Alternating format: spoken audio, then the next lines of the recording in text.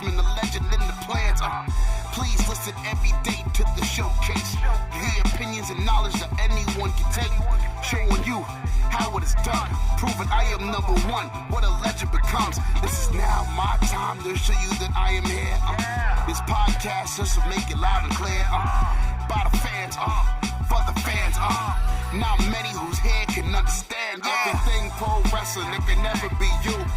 Listen to the podcast here for the people. The best show that's here, so listen in.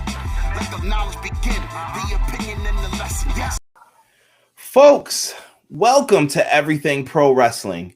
Everything Pro Wrestling is a show by the fans, for the fans. I am your host, Conrad Cushman. Joining me today, my co-host, my tag team partner, the Hall of Famer, Bryan Williams. Bryan, what's going on, brother? What's up, dog? Man, again, I said it last week. I'm going to keep saying it. You do the best introductions in the podcast game, homie. Thank you so much. No, I appreciate you, Bryan. This is part 7, the series finale, the last dance, so to speak, for Michael Jordan here. This is something wonderful, and it's coming right back to the people because that's who this has always been about, by the fans, for the fans. So you guys are going to get to ask questions. I saw some of them. Some of them are looking really good. We're going to try and take some from the chat as well. This is going to be a good time. No intro like usual tonight because we are using StreamYard. So you guys will get something a little bit different from us. Hopefully everybody on the audio section has been enjoying this. I know they've been long, but it's well worth it. The content is good. It is good. So many people have listened to the whole thing, just dissecting little parts, had questions about things. This is the time, though, Bryan. It's going to be fun. Yeah, I got a couple of questions that my friend Roman sent me, too, so I'll answer those in addition to what you got. Nice. Who do we got in the live chat right now? Right now, we've got my man, Original Biggie Obi-Wan, letting us know. He said, good evening. Oh, yeah. What's up, Obi-Wan? I like this game. We got this professional, dog. Look at this. Yeah, you know how it goes. Marlon Anthony's in the chat. I think Marlon subscribed to me because of our conversations, Bryan. So once again, owe that to you. Marlon said, here we go, gents. He seems happy. Newcomer, Cameron McCauley says he has a lot of questions for Bryan. Cameron, I don't think I saw any of your questions posted, brother. So hopefully we got enough time to get to the people in the live chat here. John L. Jackson's in the house. What's going on? My man, Truly the Ace. I like it with the little gambit cards, little setup there.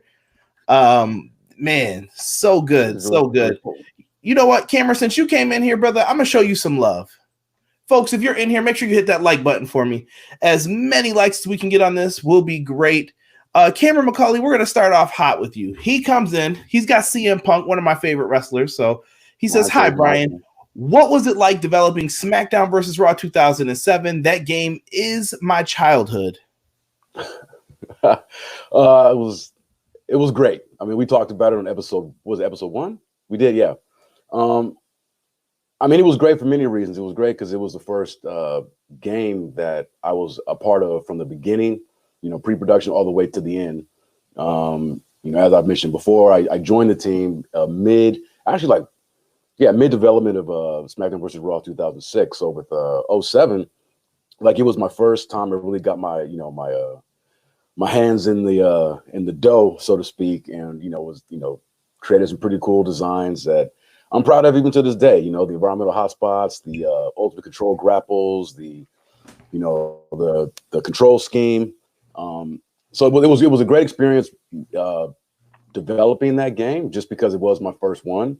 And the fact that it was also, well received by the fans and the press was just like obviously that's icing on the cake. So it was great for me professionally, and then personally, I hold it in very high regard. And it's funny because it is one of the games that I do hear a lot of people they say that's one of their favorites is 07, and obviously that makes me feel good. So I'm glad you dug it. That was your childhood. That was the start of my adulthood. Yeah, 07 is a classic, man. I hear that often. That's up there, like right behind Here Comes the Pain for people's favorite. Good shout out to my man A&R, but let me stick with Cameron real quick. Cameron says his favorite song on the game is Alive and Kicking by Nonpoint. I'd have to hear it, but I'm pretty sure. I mean, if it was on 2007, I'm sure I heard it a lot. Yeah. Let's see here. AR just sent us a message. He said, "Hey, Conrad and Bryan, just want to say a massive thank you for doing these shows and educating us on behind the scenes and just the knowledge of wrestling games. Much respect." AR, always here. Always here for that. This is Bryan who came up with this. I'm just kind of the host. Bryan has the knowledge. I don't know too much about the wrestling games. I'll come in, I play a lot of them, but Bryan knows the ins and outs. It ain't me. So no, brother. No, this is you. You know, you always give, you're always giving yourself full credit. I mean, without your platform, we wouldn't be able to do this. So honestly, brother, thanks to you. Thanks, your show. That's what makes this possible. And big shout out, my man Cactus is finally in here from XGW. I see the old what is that? That might be 09 or 10. You got the picture of it up. Got to update that thumbnail, Cactus. What's going on, brother? And he said, "Here Comes the Pain" is the GOAT. And he even left you a little thank you, Bryan. Oh, thank you, brother. Thank you. Yeah, "Here Comes the Pain" is I got a question. I'll just answer this. So my friend Roman, he wanted me to list like my top 5 wrestling games. And not in any particular order. I didn't like rank them. I'm really bad with that. I'm even bad with just coming up with things that I just like, because I tend to like a lot of shit. But "Here Comes the Pain" is definitely in my top 5. Shit, I think I got him right here. Let's see. Yep, there we go. "Here Comes the Pain." Boom. Love, and great cover too. Wrestle Kingdom 2. Is it? There we go. See that? This was a game that Yuke did. It was only released in Japan, but that game was dope because it had although it was named after New Japan, and New Japan is a primary promotion that it covers, but it had All Japan, free agent wrestlers. It kind of ran the gamut of all the promotions in Japan. That's a really good game. That's like a holy grail that I always wish I had my hands on, but I could never figure out back then like how to get it. Yeah, and for me, like, it was great because my coworkers gave me that copy, and I remember back then it was hard to play Japanese PS2 games. Like, you couldn't play them on an American PS2. You had to get some kind of whatever gimmick converter. Yeah, something like that. PR Nightmare has joined us in the chat. I don't know. He said, "It's not my baby." I hope this isn't into reference to any storylines that happened yesterday. Let's see here. Cameron said, "You made the WWE game so good. In my opinion, you are the mastermind behind WWE THQ SVR games." That's very kind of you to say. It was me and a whole bunch of other designers. The whole team at THQ back then. We were all just clicking on all cylinders for the most part. Yeah. Bryan, I'm sorry. So you were doing your top 5. So let's get back to that real quick. So you said "Here Comes the Pain." "Here Comes the Pain," Wrestle Kingdom 2. And I was saying that, it was easy for me to play these Japanese PS2 games because, like, a PS2 test kit that we have, at THQ and all the devs and everything, like, they play any SKU version of any game. So I still have my THQ test kit. I've kept that bad boy so I can play Wrestle Kingdom 1 and 2, or my next game that's on my list, King of Colosseum. You ever heard of this one? Oh yeah, with Samoa Joe's in that and all them, right? Samoa Joe's in it. Low-Key is in it. It's another really good game. Very technical game, which I appreciate. Kind of like Fire Pro, which is also on my list. Fire Pro, the most recent one, that Fire Pro World. And then the last one, SmackDown versus Raw 2011. Nice. Now I can't. I'm saddened that I didn't see No Mercy on there. That's my baby, but I respect it. Yeah. So here's the thing. I'll break down No Mercy. I have No Mercy. Like I said, I'm looking at it in my N64 right across the way here. So this game came out, what was it, like 98, 99? 99? Yeah. So at the time, I was just getting into wrestling. So although I knew about that game because I had friends who would, play it and all that, I really didn't get my hands on No Mercy until many, many years later. Honestly, after I played Here Comes the Pain. And so when I went back and I started playing No Mercy, because everybody was talking about it, and we had a whole bunch of copies at THQ. Like, I remember having just stacks of No Mercy copies. And so I was like, let me try this and play this. And it's a good game. I see why people love it. I do. But and I say this not because I work for Yuke's now. Like, if given a choice to play Here Comes the Pain or No Mercy, like, that's an easy one for me. Like, as good as No Mercy is, I'm gonna go to Here Comes the Pain. I like the play style. It's not even the play style. It's just the speed of the game. The pacing of the game is a lot quicker. and faster. No Mercy gets it's a little slower pace, like the later WWE games in the franchise. But that's it. I mean, two really good games, and I understand completely why it's as beloved as it is. But yeah, Here Comes the Pain is that's my champ. I respect it. You can't go wrong with either one, in my opinion. No, Chad, you can't. I'm gonna try and knock out your questions really quick, but I'm gonna have to ask you guys to hold off on this. Truly the Ace, how come y'all decided to put Road to WrestleMania in WWE 12? So I think maybe he wasn't a fan of it, and he's wondering why was that put in. Well, it was put in because we wanted to keep that mode alive, keep it around. I mean, when Justin Leeper was designing it, it was a great mode, very well received. And when he left after SVR 11, we kept the mode going. And we talked about 12 and this version of Road to WrestleMania. And the guy, the designer that stepped in, we had a new hire. He came in and took over for Justin. A very good designer in his own right. In fact, he was the one that designed story designer. So yeah, I guess John. So he was around in 11. But yeah, so when Justin left, he took over the Road to WrestleMania responsibilities. And I think, look, he did a good job. I'm not gonna shit on John. And honestly, the mode, yeah, is it as good as the ones that came before it? No, I don't think so. I think you would agree with that. I definitely agree with that. That's why it was gone after.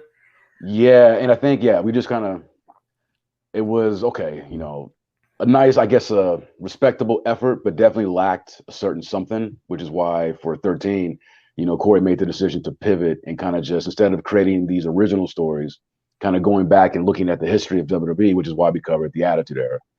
So. That makes sense with it. And shout out to Justin Leeper. If you guys haven't, check out his YouTube channel. Yeah. And Justin, more Beastie Boys. I saw someone saying Justin rapping, and then Justin definitely put up him doing karaoke of the Beastie Boys. I usually go to Biggie Smalls for my karaoke stuff, but I made sure that was never recorded because I definitely did it at a work function, and everyone was surprised that I knew all the words. So definitely. I went to karaoke with Justin several years ago when he lived in Culver City, and I met up with him and his wife at the time at this karaoke bar. And I knew Justin played or did karaoke, but this is my first time seeing him do it live. And I mean, I do karaoke, but I go up there and I murder a song. Like, I'm terrible, and I kind of expected maybe it'd be something similar, maybe better than me. But bro, when he got up on the stage, I'm like, dude, like it's like American Idol with some shit. I'm like, dude, he was really good. Video? He's awesome. He's really good. It blew me away. So yeah, props to Justin. Justin Lee, yeah, check out his subscribe to him on Twitter. He puts out his own content covering Road to WrestleMania, the ones that he worked on his YouTube channel. So definitely check him out. That's the homie. What song do you pick when you go to karaoke, Brian? See, I get a free question too in here. My go-to is Snoop Dogg's "Sensual Seduction." Oh, okay. That ain't bad. I like that one. I used to roll up to one of my like very first jobs when I started college playing that, and they would be like, "Who is this coming up?" All tore up, hair all jacked up back then. Like, yeah, what's up, y'all? I love that song. There. Good stuff, man. Snoop's the man. You can never go wrong with Snoop. Cameron says SVR 06 is underrated. King is talking about competition. King, I love that looks like an EFED or something you got going on there in your thumbnail. I like that. He said, looks like the competition is going to be between Yuke's and Virtual Basement. That's bold. Yeah. But yeah, you know what? I'm a fan of what Virtual Basement is doing. As both, a fan of wrestling video games and professionally. Yes, I guess it'll be competition, but the way I look at it, I mean, I'm rooting for them to put out a dope as fuck wrestling game. And I know that we can. So competition is always good, but at the same time, if both, Yuke's and Virtual Basement can put out two games that are dope as fuck, I think that's just that's a win-win for the community. You know what I mean? And so I'm rooting for them. I've exchanged messages, a couple exchanges back and forth with them. Big fan of what they're doing. I like the idea. I like the approach that they're taking. And yeah, I'm rooting for them. We need more developers doing wrestling, not less. Exactly. Cactus said it was a conspiracy. What happened with the connection early on? He said the man is out to drop knowledge today. Everybody seemed to forgive you. PR Nightmare said that it's my fault no matter what. Nelson, I appreciate that, brother. Thank you for the blame. I'll take the blame. No, it really was mine. It was all mine. Let's see here. What is this? HPW is the process behind art direction discussed in pre-planning. For example, Here Comes the Pain is stylized compared to the realism of its sequel, SVR05. I'm not sure. I mean, if he's asking about the stylistic changes, like a lot of it's funny because like I love the look of Here Comes the Pain. And again, I didn't work on that. Like that was still in QA testing it.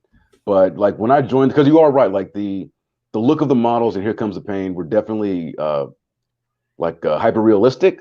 They almost look like comic book characters. And I think a lot, and then for what was it, the first SmackDown versus Raw, they got a little bit more photorealistic, but still had a little stylization to them. And the funny thing is that a lot of that it was less of a conscious artistic choice by us, and I think it had more to do with how the WWE wanted their models to appear in game, because that was back when they didn't want the wrestlers, male or female, to be photorealistic. They wanted us to make everybody look like action figures. That's why you never see anybody with any kind of paunch or a little doughy. Even if they are on TV, everybody was chiseled, jacked to the grills, and that was an edict that came through from WWE.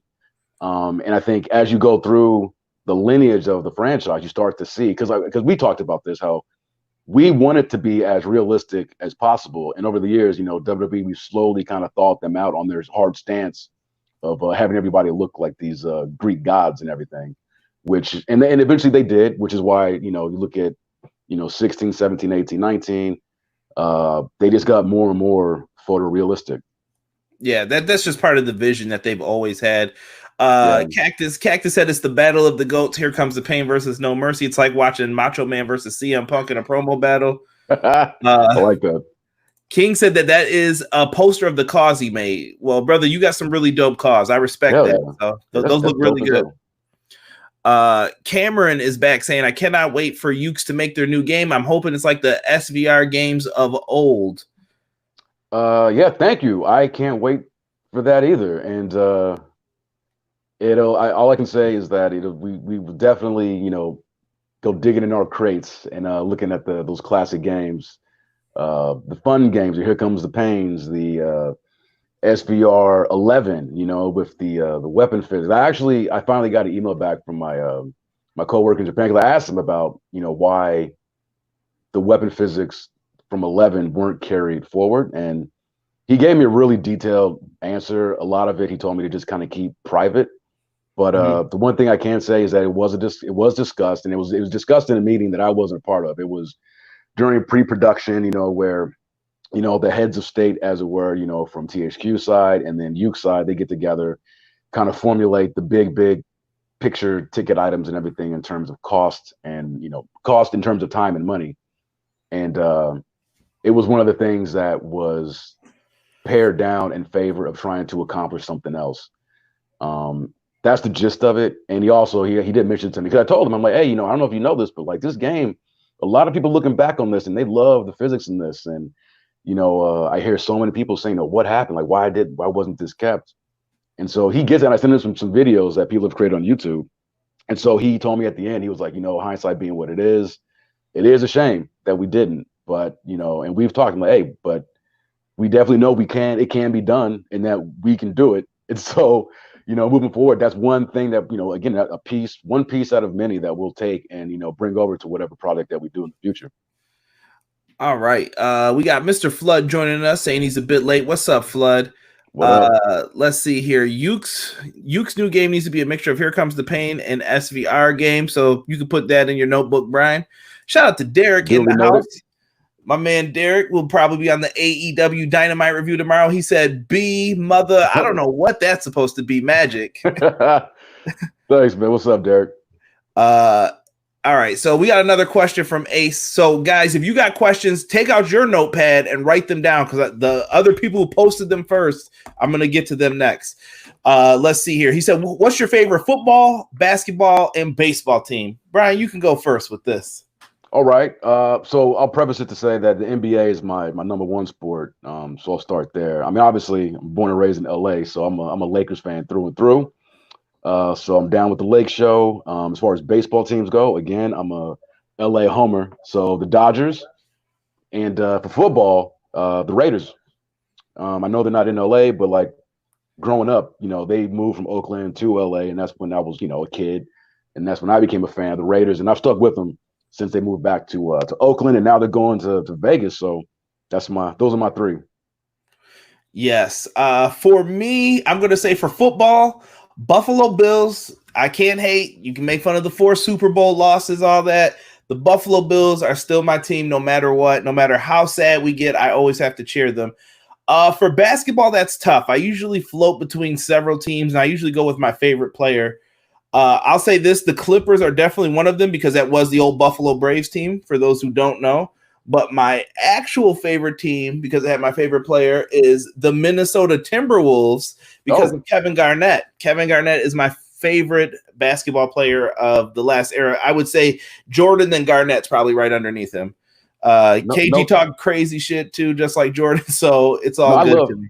I love KG. Wow, no love for Kobe, huh? No, I listen, dude. I grew up hating Kobe. Derek will tell you because we went to like elementary school together. I hated Kobe and Shaq when I was a kid. I respected their game though. Like I knew how good they were. I was just like, damn, man, can we have another team like who can at least compete with this? Like, oh man. I think if they would have stayed together, they could have broke the record for the chips if they just would have kept it together. But yeah, I think so too. Yeah, I'm just busting your balls, man. I love Kevin Garnett too. He was one of my favorite players. No, all good. In baseball, I am a Yankees fan, and if you want to know my backup team, it's the White Sox, Chicago. So let's see here. LPH is good, says he liked the GameCube era of games. What's going on, LPH? Good to have you in here. Ooh, nice rep with the title. Yeah, those GameCube games, the ones, the Day of Reckoning are the ones that I refer to. Those are really underrated. And I thought about adding them to my list of top 5 because I really do enjoy them a lot. But they didn't crack it, but they're up there for sure. They don't get it. Yeah, those Day of Reckoning games, they don't get spoken about enough, I think. Okay. I see more people posted questions. Wait, please. I promise you, I'm not trying to dish y'all. I got to get to the ones in here. And yesterday was Bryan's birthday, if you didn't know. So wish him a happy birthday. I'll put those up across the screen. Derek, stop writing Cody Bellinger in the chat. If you want, Bryan, I will let you pick. Do you want to do the Facebook questions first or the Twitter questions? Let's do Facebook. There we go. See, birthday boy gets the choice here. Yeah, thanks, man. All right. So as I'm pulling this up, and Cactus, if your questions are in there, because I know you took a picture of your questions because you lost a bunch of them that you had. We will go back into it and get it. All right. Let us start with Mr. Flood. Flood is in here. So while these are popping up, we'll let Bryan get his birthday love in here. Mr. Floodwater showing him some love. Thank you, brother. Appreciate it. PR. PR, I saw you wrote that the Bills suck too. I wasn't going to put that up on here. So don't ever. You like the Dolphins, bro. Oh, damn. Anyway, Mr. Floodwater asks, why did WWE Games never release updates to update the content in the game? For example, if a superstar's gimmick changed or they got a new theme song, etc., like FIFA does with squads. Excuse me. Yeah, why? We probably not the best answer because honestly, I mean, I really don't know, but I would hazard a guess as to say it was just we didn't have the bandwidth there to do that.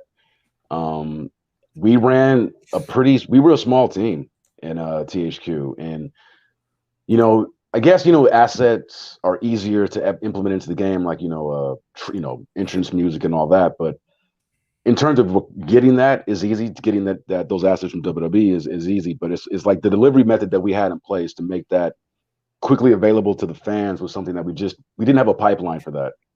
And I think that had more to do with it than anything else. And in terms of like gimmick changes, anything that required, a new model to be created, whether that's a new model or just slight adjustments or however many adjustments to the look of a certain superstar, like those things take a lot of time, or they did, back then the way we were doing things. So it just wasn't really a feasible way for us to stay that current with the product on television if changes like that occurred. Yeah, that's pretty much it. But it is something, again, going back, it's one of those things. Like, it's one of several things that I've noted that for moving forward in whatever project we do, being able to look at these things that we weren't able to do then, and then making sure that they become a possibility and a reality for our next project. There you go, Flood. That's your answer for as far as that one goes. Malik says, what was the reason that WWE stopped using songs for soundtracks, and why did they take the feature out where you could skip the song playing on the game to the next song? Yeah, all right. So is this the same Malik that we know? Yes. What up, Malik? What up? I'm glad you like that functionality of being able to skip the songs, because that was an idea that I implemented. And honestly, it's one of those things where unless you stay on top of every little thing, at least that's how it was back then. And it was actually kind of aggravating, but like, unless you stayed on top of everything that was in one year's game, it wasn't always a guarantee that it was going to be carried over into the next. I mean, like on the face of it, you would think, well, if it's in this and we're basically just building upon what we had, it's just, yeah, of course it was in 11, it should be in 12. And a lot of times that was the case, but like for a functionality like this with the ability to skip the tracks, it went unnoticed by myself and anybody else. But I guarantee you that had I, just made mention of the fact that, hey, what happened to the ability to skip the music tracks, they would have re-implemented it. But it's like everybody's got their heads in the sand doing all their different areas of the game. It just slipped through the cracks. But yeah, that sucks. But that's the end of it. And as far as like why we got rid of the licensed music, this occurred during that time where THQ was basically going bankrupt. And so by the time we get to, I think was it 13 where we abandoned those tracks altogether, or maybe it was 14, where we just started to basically use the entrance themes, the superstar entrance music in the background, because they were assets that we already had in the game. And it might have been 11, actually. Yeah. Yeah. That early, huh? I remember that Luke Gallows. That's what I can just hear it still. That do do do. I'm Yeah. like, oh God, stop. But I think in 11 you're right. But in 11 we still had a mix. It was mostly the superstar things, but we did have a couple of licensed tracks. But then maybe you guys did. And then I think 13, the one with Punk, I think was the one where you guys went full blown like that's it. Yeah, and it was because it was just a cost saving thing. Because by 14, as we all know, THQ was out of business. The writing was on the wall, folks. It was on the wall. Yeah. I love people. Original Biggie just wrote it was Cody Rhodes' theme for me in 2011, bro. Yeah, that was another one. Wow, you're like, oh my God, skip. But you know what? Now we look back at it, we kind of probably missed those. I grown fond of Luke Gallows' old theme back in the day. Now, yeah, and booting those games up and playing them again. It was like, oh man, I forgot about this song. Especially Drew McIntyre's. I love Drew McIntyre's that original interest that he had. That was dope. That was a banger. Yeah, Malik used to do like trivias on his channel, and he had one with like music ones. He would send you the music, and you had to listen to it to guess the songs. And I was just like, bro, I could not remember half of them, like because they were just like small people that you would never remember had them. So good though.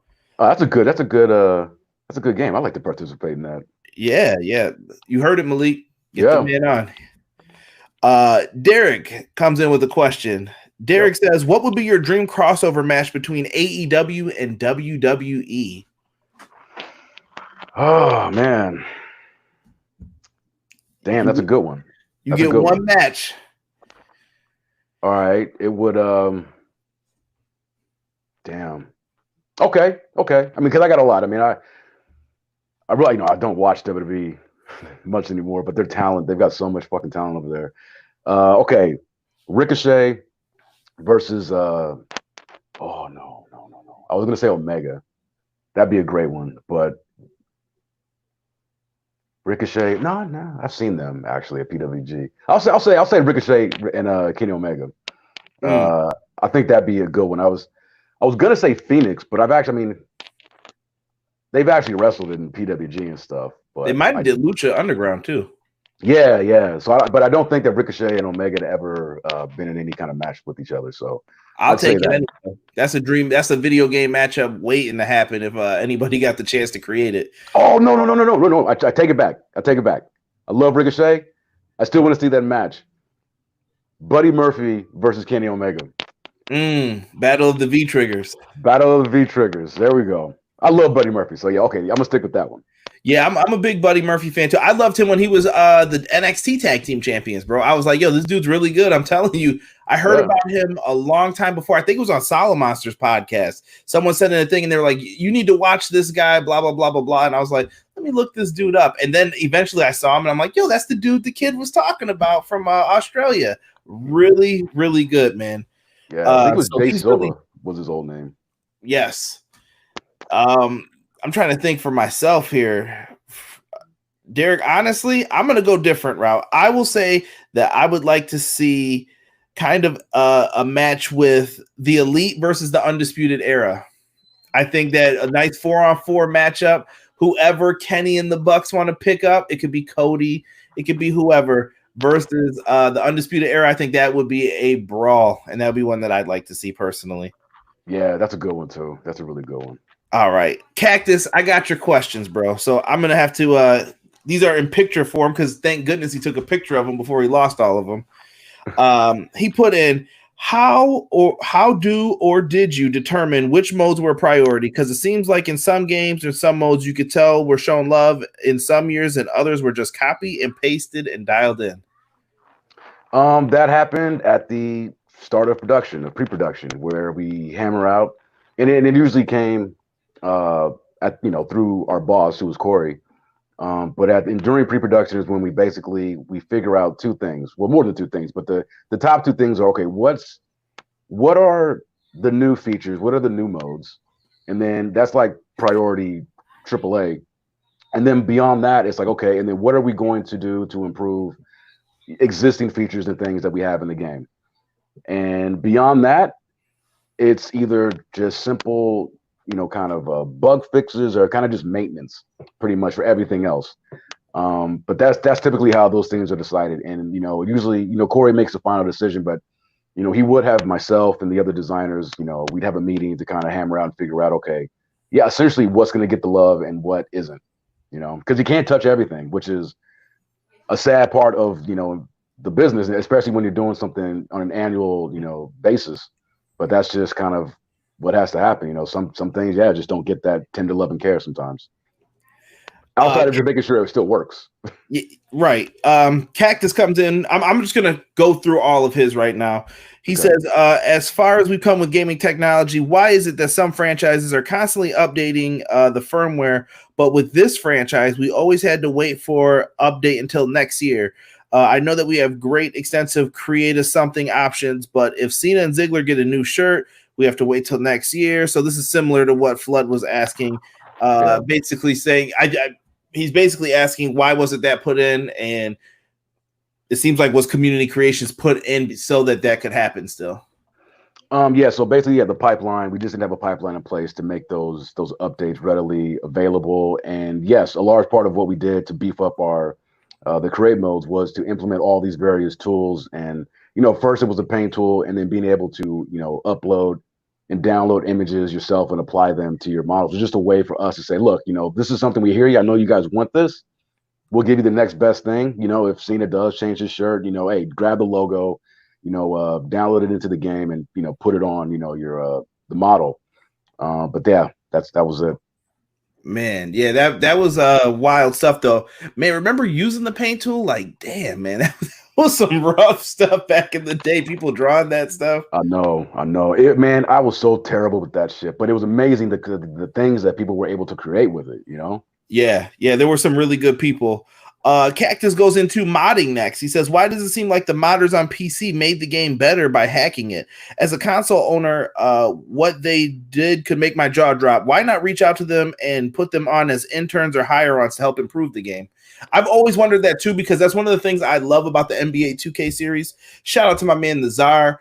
Czar was a YouTuber, and I remember he would always talk about how plays worked in the game. And he would say, you know, if you call the Statue of Liberty, I'm just making up a name for a play. Yeah. This is what should happen, and it doesn't happen in the game.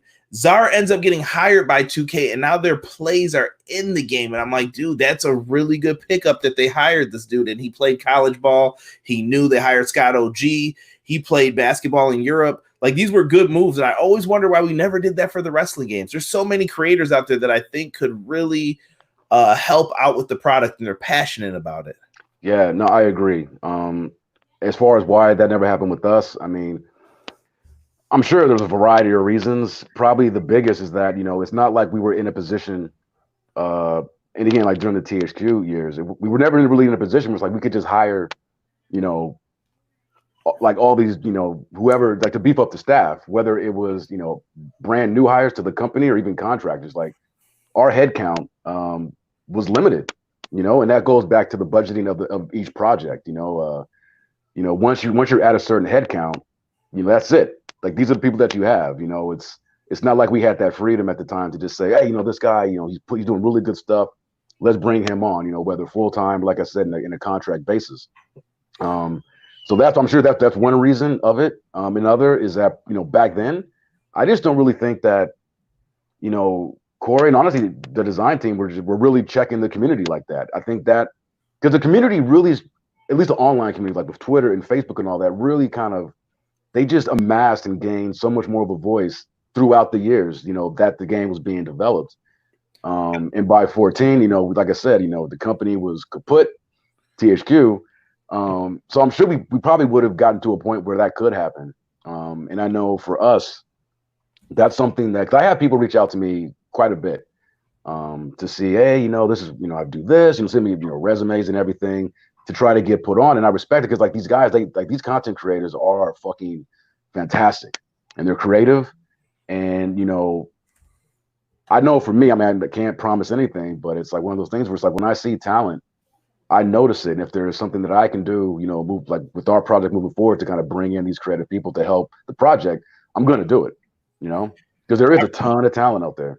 I respect it. And I think during that time too, a lot of us who know more about video games now, I think I learned a lot during that time period too, from you working on the games, because people like you spoke up a little bit more about, hey, this is why we couldn't put in Create an Arena this year, but next year we should be able to get it in because we have more time then to work on it. So I learned a lot during that time period. So it's not just as simple as like, oh, we bring people on, and we also had stuff to learn about how the gaming industry works. There's some more stuff besides that. Let's see here. Cactus number 4 question was, why was it that we would see certain, we could play certain match types and cutscenes, but in Showcase, but never get to play them? I think that goes back to the 2K15 casket match, which we have answered before on the past ones, but I will, I'll let you answer that in quick form again. Yeah, I'll do it quick because we did. We got this question during the episode where we covered 15. But the long of it is, or the short of it is that because as a designer for Showcase, like I did design a full match for a casket match, and I wanted to have match designs and have that available in exhibition, and then in that way we can have it outside of Showcase and use it in Showcase. But we did not have the time or the budget to dedicate towards the creation of that match type, and so we had to settle for the QTE. And that's just what it is for that. Who was in charge of hiring community managers? Because he said that he feels that was a very important position for the fan base. And like I said, I will go on record and say this, that I thought Marcus was the best when it came to interacting with the community. And I think right behind him was Aubrey. Aubrey did a really good job. I know he gets a lot of flack for some of the bad things that happened towards the end. And I know Aubrey always thought we picked on him in the community and like him. Aubrey, we loved you, bro. It wasn't everybody. Don't listen to the trolls. It's their fault. Yeah, you better leave my homeboy. You better leave my homeboy alone. Yeah, dude. I thought that the community manager role was really good though. Like you guys were one of the first people to kind of bring it back. Like we saw it for like Madden and stuff for a little bit, then it went away. You guys kind of brought it in, and it was like, man, we need this for all games. Yeah, we had a really great community managers. You know, you mentioned Marcus, Aubrey, of course, and then Tank. Let me get to too. Happy birthday, Marcus. I know it was your birthday yesterday too. Yeah, that's right. Yeah, Marcus Stevens, happy birthday. That's my birthday brother. The marketing department, they're the ones who were responsible for hiring community managers. That wasn't anything that the designers, product development that were involved in. That was a marketing thing. Definite good one. Marketing's got a lot of power. You know, anybody out there who's young and thinking about what to do for a career, marketing's not a bad way to go. They get paid the most. I often heard marketing as the reason for a lot of things in the game. Marketing. They have a lot of power. Holla at your boy Big Daddy Kush. You know where to find me. Check the links in below. Let's see here. Why is the WWE franchise not given the same respect as GTA or NBA? He said he feels like we have the same fan base. What reason do you feel like WWE Games? Do you feel like they got the respect they deserved or no? As far as like the respect from like the executives of like THQ and 2K. I think you should say from gamers as far as because he compared it to GTA and NBA. Do you feel like it was like a big? I mean, it's a AAA title. Yeah. I mean, look, I think wrestling. It's polarizing to a lot of people. You know what I mean? So I mean, there are people like us that are, yourself, me, people in this chat who are listening to me drone on that love this fucking thing called pro wrestling. Like love it. But then you've got others who just dismiss it. Like that stand-up comic a couple of days ago talking about how people who enjoy wrestling are retarded and shit like that. Like don't they know it's fake? It's like, yeah, dumbass. Don't you know that Game of Thrones is fake? So there's always going to be some segment that just won't give pro wrestling the respect it deserves. But I think the people, by and large, that I worked alongside at THQ and 2K, from the higher ups to people in marketing, all the various departments, they respected the hell out of it. Everybody, on the creative team respected pro wrestling, and we put all into it. I mean, I don't really give too much any kind of thought or consideration to people who aren't into it. If you're not into it, that's fine. Like I don't even try to convince people. It's like that's cool, I don't like cricket, but that's fine. You do rock it out. I'll give cricket a try. You know what I'm saying? I don't dismiss anything because I'm like, there's a reason some people like this.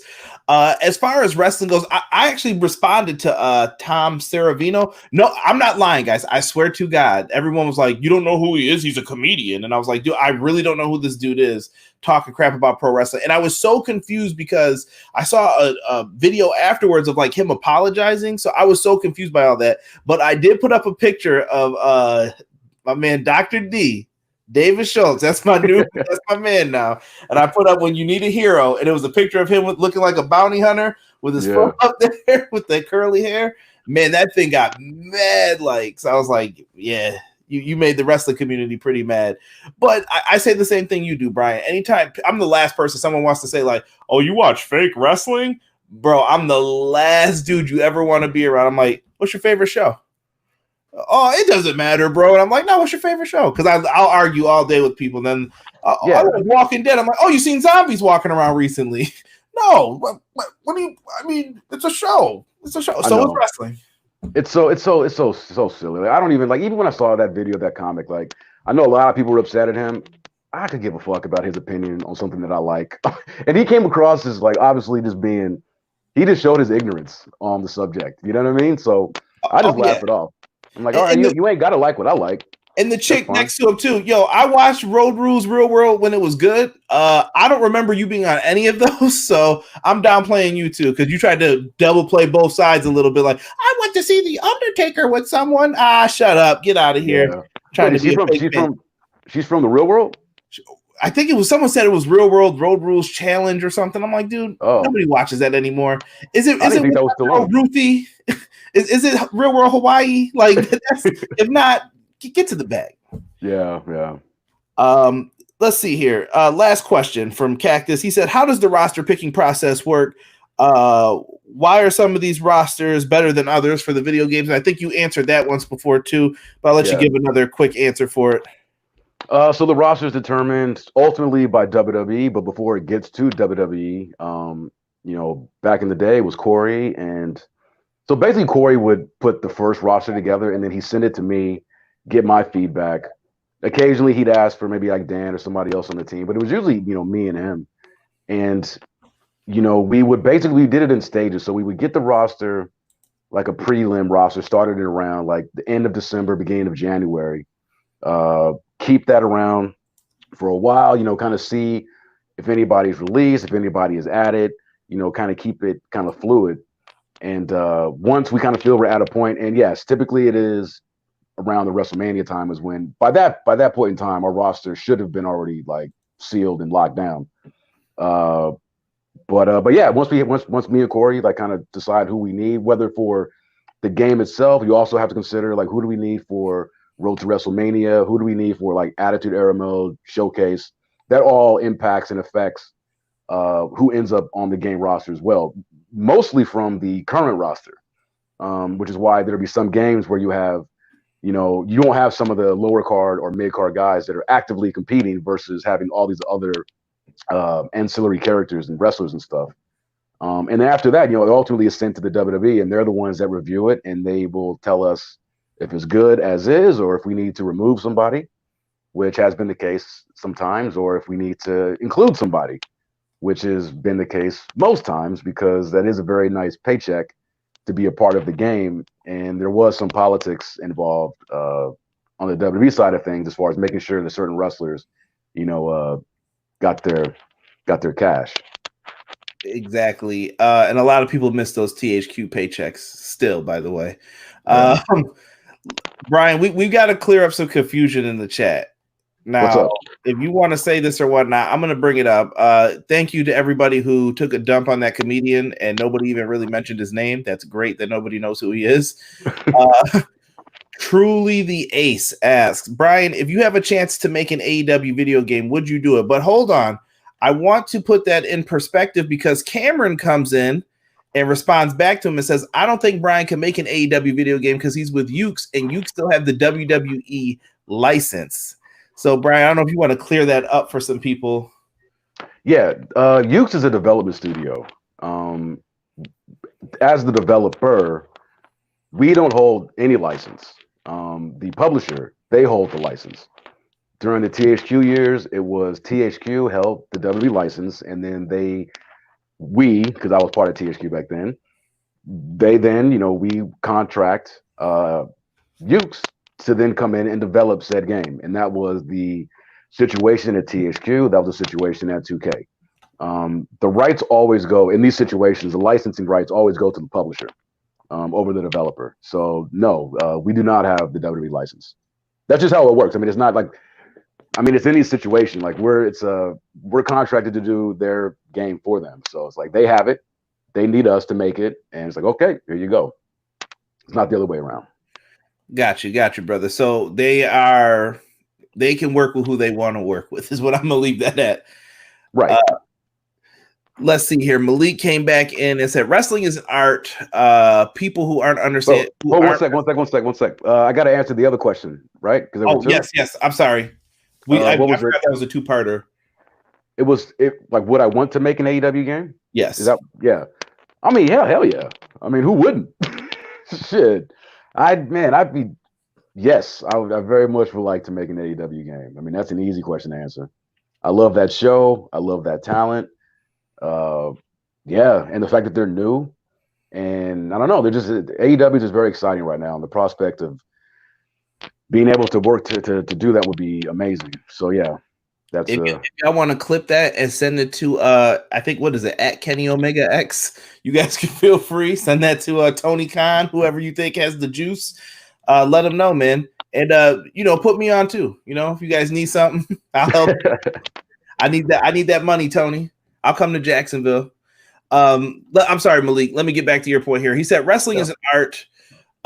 People who aren't wrestling fans just can't can't never understand what the art of wrestling. Go tell Undertaker or Edge or a few names who have broken their bodies for this. So yeah, those guys will obviously get offended by it. And Cameron, you don't have to say my bad. I just wanted to clear it up so you knew, brother. That's it. Yeah. No worries at all. No, ain't no bads at all. Yeah, this is just a education session a little bit. That was a good question. That was a good question that he asked. I'm sure that, I'm sure a lot of people are probably confused about how that whole dynamic worked. All right, let's see here. Do we want to go to Obi-Wan? You know what? I'm going to break this up, though, before we get into video games again. Brian, I asked this question to another famous podcast. Hopefully they'll answer it this week, but I'm going to ask it to you, too. WrestleMania 3 ends. Vince McMahon comes up to you and he says, I need you to do a Money in the Bank ladder match after WrestleMania 3, so you know the endings of everything. It's on probably right now. Hogan dropping that leg drop when he lifted Andre 7 feet in the air, brother, with the body slam. Who would you put in a Money in the Bank ladder match, and who would win? You get 6 people. From 1987? Mm-hmm. Damn, dude, that was... That's, okay, this is... You got me off guard with this one. Damn, okay, well, give me some names, because... So who was around in 87? So you had... Can I use people that were on WrestleMania 3, the event itself? Yes. Or? Absolutely. Okay. My only thing is Hogan. You can't use Hogan. Okay. Well, then obviously, Randy Savage is an obvious pick. Steamboat is another obvious pick. I throw in King Kong Bundy was on this WrestleMania, wasn't he? He like wrestled the little people. Yes. Put my boy Bundy in there. Let's see. The crazy part is I think that's the one moment my mom remembers from the WrestleMania. Like, everyone's like, yeah, remember the match with Steamboat and Savage? My mom's like, remember when King Kong Bundy squashed that dude? And I'm like, Mom, no one, this is not the moment people remember. But I remember. That's my dude. I remember. King Kong was my man. So we got 3. Shit. Who else was on that card? Who else was that? JYD, Harley Race. You have Piper, Adrian Adonis, Heart Foundation. You had a lot of teams back then. Okay, yeah. I thought Piper was on there. I put Piper in there. It's 4, and then Bret Hart. Put him in there. And I was like Harley Race. I ain't put Harley Race in the ladder match. I throw in Neidhart too. So the Heart, the Heart Foundation. Heart Foundation. Yeah. Who comes out the winner? Roddy Piper. All right. I'm not mad because nobody would see it coming. I know him in that match. I was thinking Bundy, but it's like because Piper, he was just that he was that kind of conniving. Like he wrestled smart. Like he knew he wasn't the athlete of a lot of those guys. But he wasn't no dummy, you know what I mean? So I'm sure he let them kill themselves and just take the opportunity when it presented itself and climb up that ladder and get that briefcase. And he'll shit talk with the best of them too. Exactly. Imagine the promo afterwards and during. That'd be awesome. Let's get to Obi-Wan here. Obi-Wan, I won't put the government name out there because I see it's on Facebook. But he says, questions for Brian for the Q&A.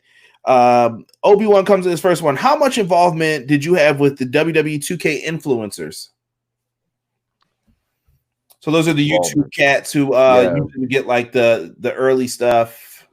I mean, not a whole lot during my time. I mean, we held events during THQ. We didn't hold them all that often, but maybe we did. But we definitely would have events set up just for those influencers. Like we'd fly people out, and we basically like kind of set up, like not really a focus group, but a similar situation where we have consoles set up for the guys and just kind of give them either the full access to the game or certain parts of the game and kind of just have them play it for X amount of hours. And then at the end of it, myself, Corey, the rest of the designers would go and we just hear their feedback that they would give to us. I remember the last one that I was a part of was during the development for 2K15. But yeah, that happened. I mean, they were kind of stressful events, to be honest, at least for me, because you just never know. I mean, you're showing people your hard work, and of course, you want people to like it. But at the same time, you're there to get constructive feedback. And sometimes we would, and sometimes I think a lot of the guys were just happy to just take a trip to Cali to participate to play the in game. one of these things, play the game, which is fine. Hey, I'd probably do the same thing. But yeah, we did a couple of those. I met some good friends. Matt Black was a guy that I still keep in contact with. I remember probably seeing him and Regan, but even probably more Mike Regan from what was that? It was what Gaming was Ring. Gaming Ring. I was on there. Yeah, I remember Animals 07. Yep. So yeah, we definitely did. Like now that I'm actually thinking about it, I guess we did do at least one every year. Honestly, bro, I'm going to be honest. Those are the things I look forward to the most when they would interview you guys. That's when I would get the most knowledge. Like, okay, this is happening. This definitely isn't happening. This could happen. And you were my favorite because you would just be the dead giveaway. Like, ask him that question. No comment. No comment. Yeah, I enjoy doing those interviews way more than the ones with the actual press because, and I think I mentioned this before, but it's like when you're talking with the press, I mean, you never know if they were just given that assignment. They could give two fucks about wrestling. They would just say, hey, gotta go cover this event, ask some questions. You never really know if they're a fan of the franchise, fan of wrestling. So you never knew what kind of questions you would get. Sometimes they'd just be very fluffy questions like, oh, so what's new for this game versus last? Just very basic kind of generic questions. But talking to the influencers and people from the community, they would, I mean, it's almost like, like right now, like they get into the nitty gritty of shit. And those were the kind of questions that I enjoyed answering the most, Right. Yeah. I used to always want to try and get Matt on. I know we had a conflict of schedule. So if anyone ever talks to Matt, tell him I'd love to have him on still just to get his thoughts on the games and stuff when they get ready to come out. Let us get into his next question. He said, how much influence did they have on the games? I mean, you brought it up. Like, could they really impact a next year's game upon the feedback you would get? Let me see. I mean, and I say this not to be, I'm not trying to disparage anybody, obviously, because that's not what I'm about. But I don't remember there being anything that we heard from them that was something that we internally hadn't already either had discussions about or kind of wanted to go in the same direction.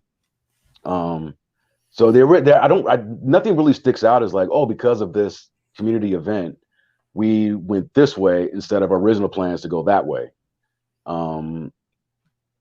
Most of the time the events were used for, because honestly, and here's the thing too, is that it also had to do with, when they showed up.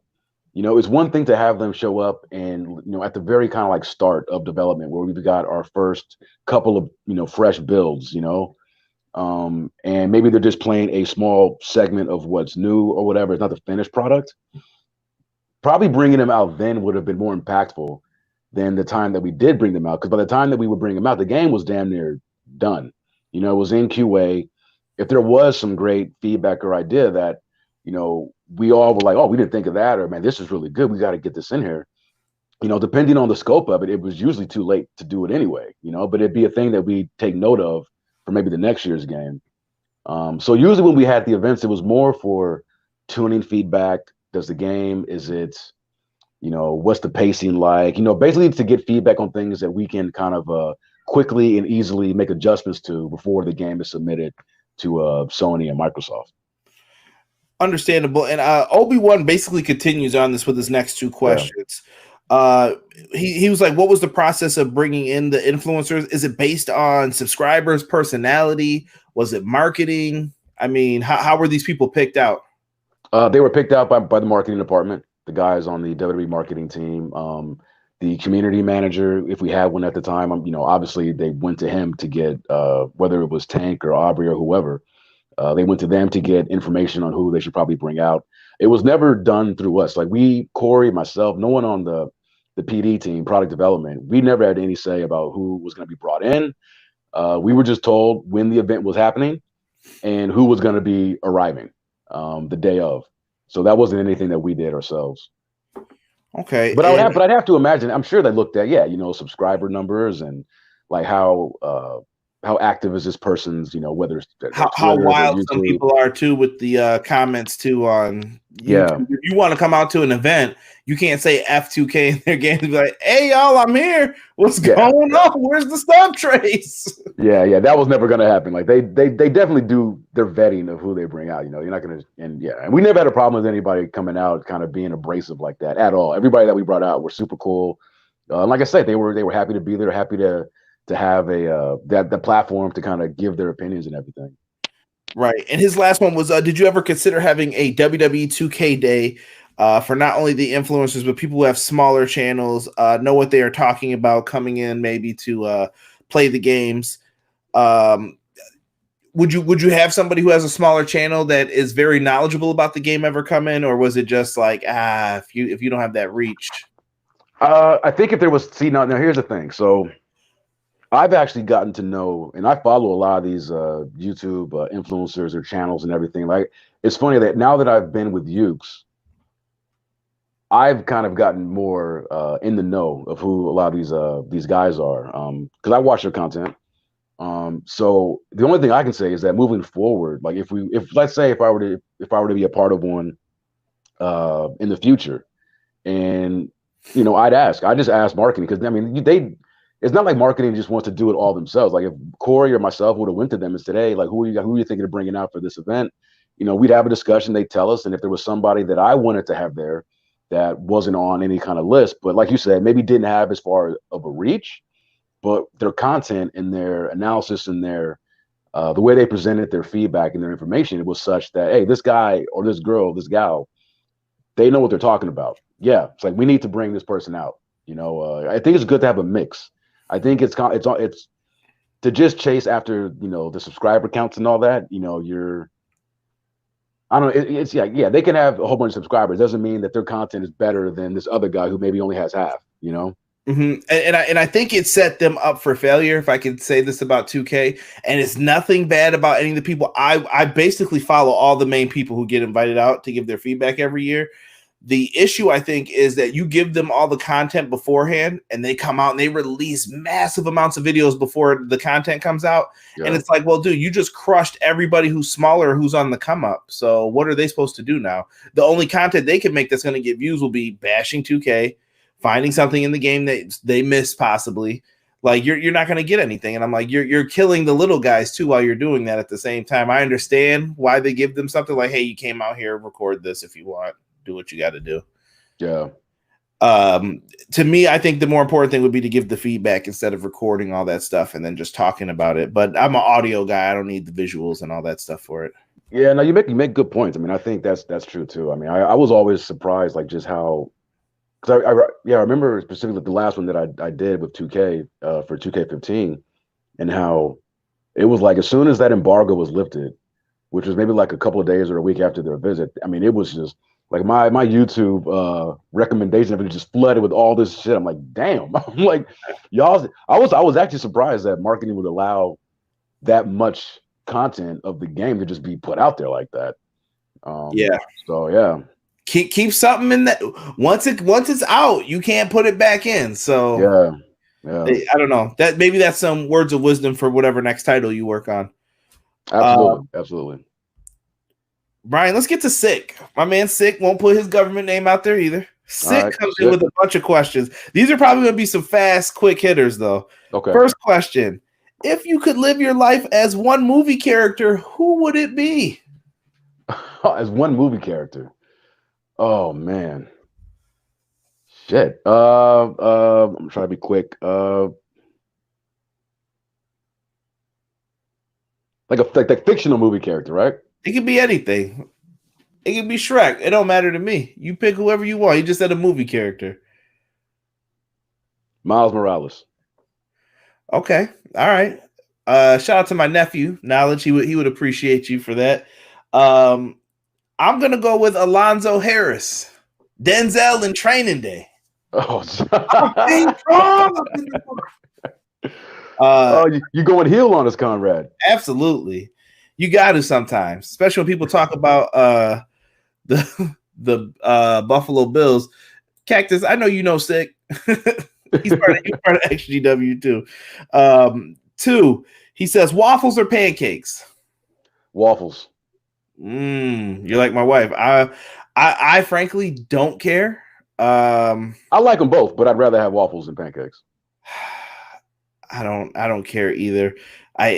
Too much syrup. I'm just gonna rip them and dip them. It doesn't matter. That's I'll leave it at that.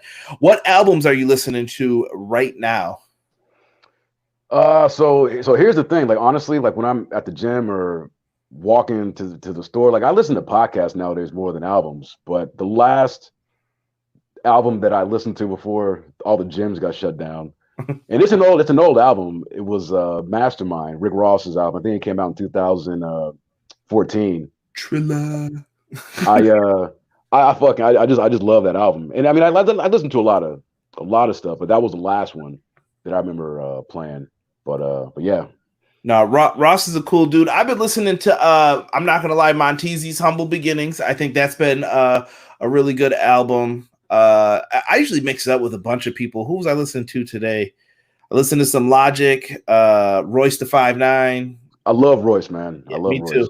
I just mix it up with a bunch of different people. There's times where I want to like hear some lyrical stuff, and then earlier when I was downstairs, I was listening to the Yin Yang Twins Get Low, just because I'm a fool, and I was like, man, I had some good times with this song, man. Good times. That beat knocks though. Shit, I like the Yin Yang Twins. I have that album.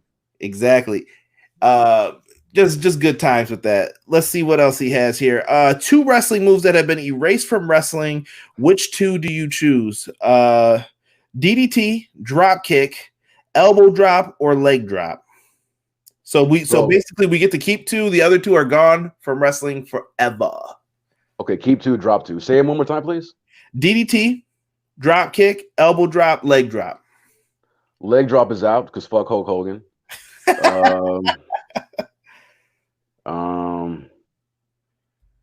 Damn. Oh man, that was like the most obvious one to take away. Well, I'm keeping the DDT. I gotta have that. Man, drop kick or elbow drop? That's tough, man. I know. I love me a good drop kick. Me too. Who best drop kick? Well, everybody says that it's Okada. His drop kick is very nice, but I'm not sure if I'd say it's the best. Dude, it's Bob Holly or AJ Styles, I think. AJ's drop kick is great. So was Holly's. I think Ricochet throws a really good drop kick too. Mm-hmm. So yeah, I'm okay. DDT and drop kick, I'm keeping. Elbow drop, leg drop, kick rocks. Yeah, you know what? Because you didn't say top rope elbow drop, so that's what I was going to do. I'm like, yep, that's out then. Yeah. Same for me. 5. He says, do you think gaming companies will ever be able to release a game like Rumble the Roses in this social climate? Man. Honestly, probably not. Probably not. I'm going to agree with you on that. Man, if I ever saw a kid with their dad like walking up to the Blockbuster checkout line with Rumble the Roses, I'm like, he gonna become a man tonight. Keep that door open, boy. I mean, there were things that we did in the in what was it, SmackDown versus Raw 2006, the bra and panties matches. Like it's funny to look back at that and be like, wow, how the hell did we get away with this shit? Oh like, yeah, even so the cutscenes. My man 616 Entertainment, bro. Anytime you had to play those matches or whatever, bro, like that was the most embarrassing thing as a wrestling fan. Like I used to hate trying to explain to somebody like, so what are you doing in this? Like, oh, you gotta fulfill your fantasy meter up, man. Yeah. Don't worry about it. It's no big deal. Yeah, We can play one in 1 second when this is done. And it'll be like the longest match of your life. Like, God, just stay down. I know. That was crazy. Different times. LPH said Randy Orton threw a good drop kick. I respect it. Yeah, Randy Orton's got a really good drop kick. Original Biggie said you spoiled my next Let's Play of Rumble the Roses. Oh man, that Cena drop kick though. Come on, Flood. That low altitude drop kick. Yeah. I guess it is amazing he was able to get up. I guess as high as he did. Yeah, shout out to 616 Entertainment. Cactus just wrote bra and panty matches over the graveyard match in 2K. Oh my goodness. Oh man. Malik, I told the chat that I would get back to their questions. So save whatever questions you guys want. Yeah, 616 Entertainment is an underrated YouTuber. I enjoy his Mortal Kombat series and everything, the history of SmackDown. He did a lot of really good videos. Yeah, I think I've seen some of his videos. Yeah, he's the one with the Dan Dans and Like he does the big Okay, kick yeah. or whatever. Yeah, I like him. He's I good. definitely have. Oh, see what happens. I just botched and closed my thing here. Where are we? Okay, so Six said, what games are you currently playing, and what games are you excited for the release of? Okay. You actually caught me in a moment where I'm actually playing a new game. I kind of go on different periods when I'm not playing much. So for my birthday present to myself, I picked up Star Wars Jedi Fallen Order. Okay. On May the 4th, I got it on sale. You know, I never pay full price for shit. I got that, and I'm playing it right now, and it's really good, man. Like, I'm not the biggest Star Wars fan.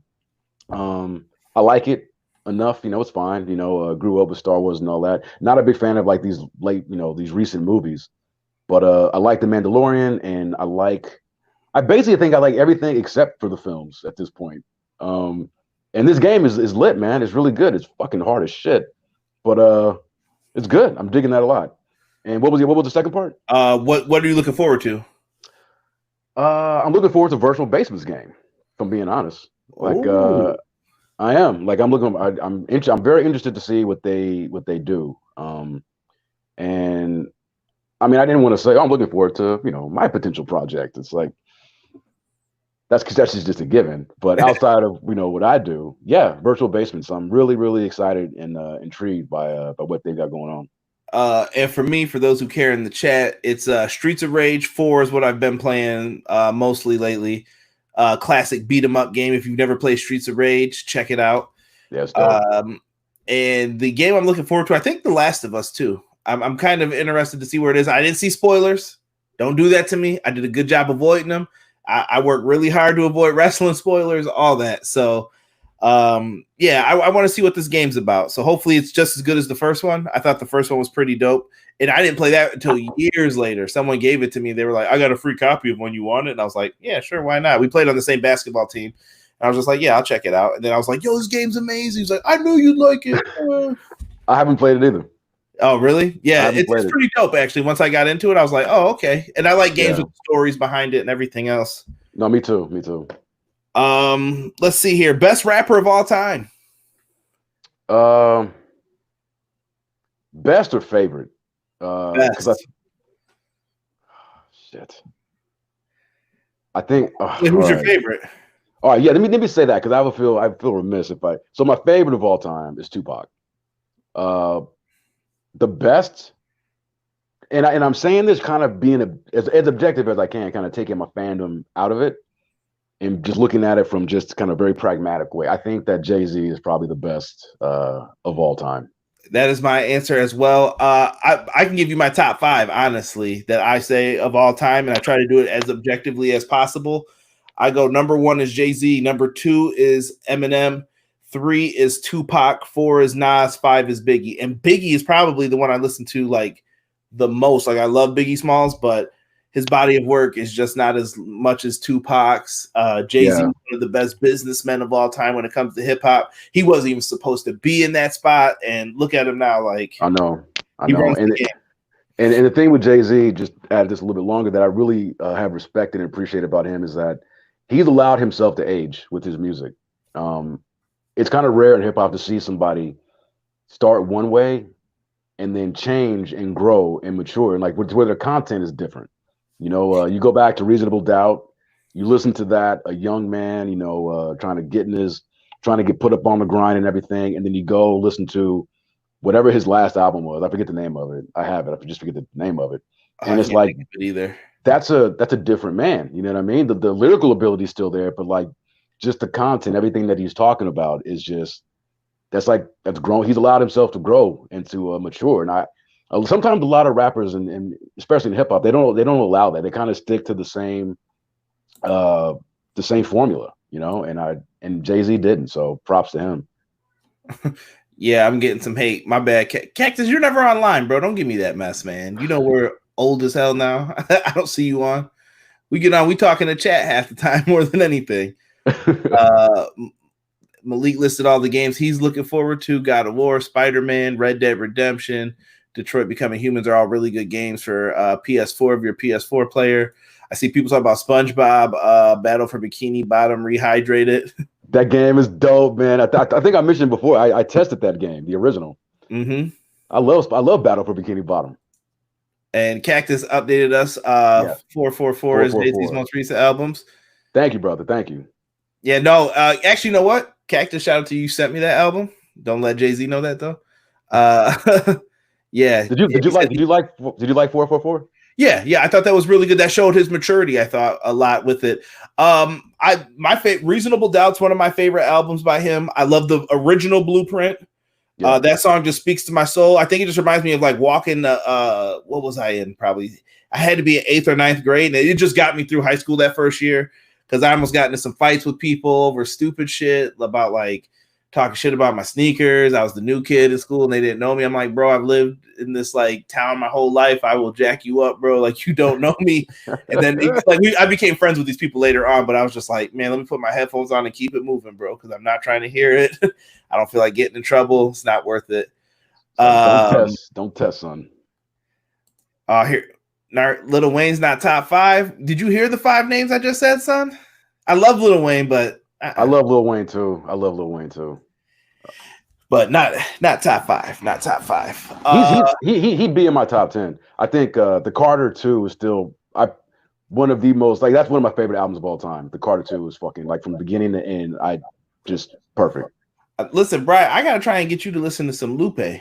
Because Sid gave me the business about that last time. Listen, bro, I'm telling you. Have you ever sat down and really listened to a full album? I tried. Which one did you try to listen to?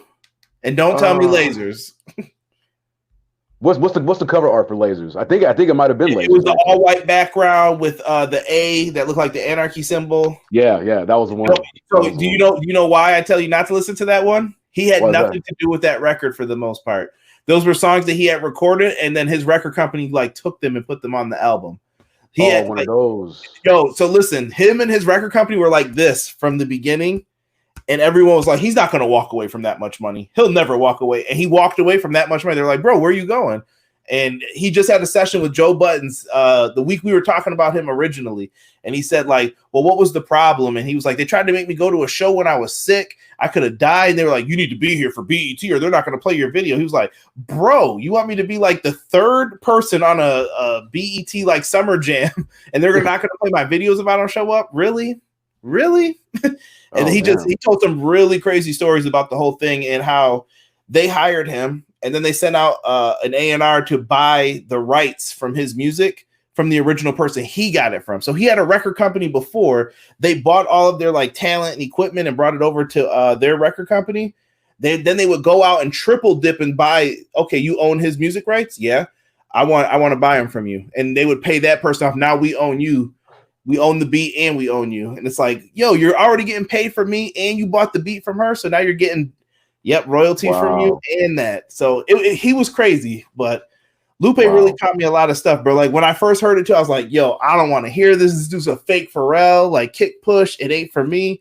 Yeah, I didn't like Kick Push. All right, look, I'll give him a chance. I'll start with his first album. Would you recommend that? Food and Liquor is really good. Okay. And I like Food and Liquor too. You got to go through specific tracks like Unforgivable Youth, one of my favorite ones, kind of.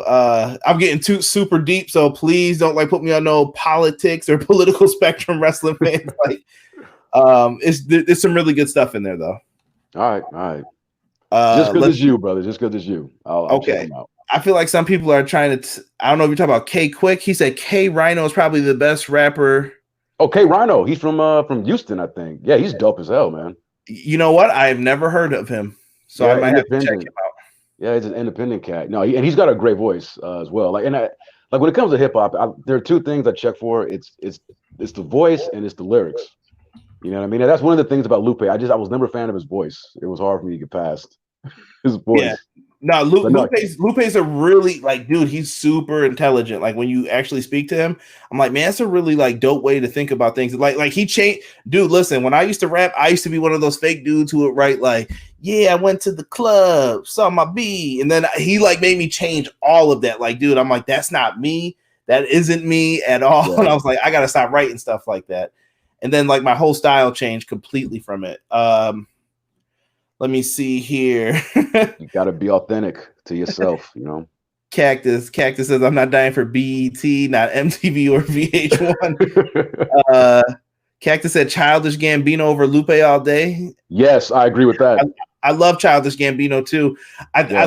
Childish Gambino, though, he does too much shit, man. He does too much stuff. I'm like, dude, where's your album coming out? Where's Human Sacrifice? Where's that song? He put out a new album, and I'm like, oh, finally, I'll get to hear the song. And I look for it, I'm like, it's not on there? What is this? Yeah.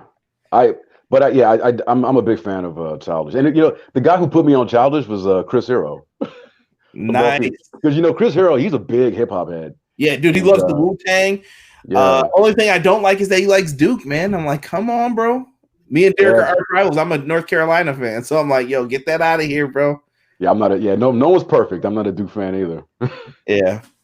I'm sorry, Sig. We went down the rabbit hole of rap music. I love rap because I used to do it, so my apologies. Let's see here. Number 8, he says, has there ever been a game that comes out that you as a game designer wish you hadn't been part of its development? Doesn't have to be wrestling. That I wish I was a part of its development, or wasn't part of. Like, you were like, please take my name off of that.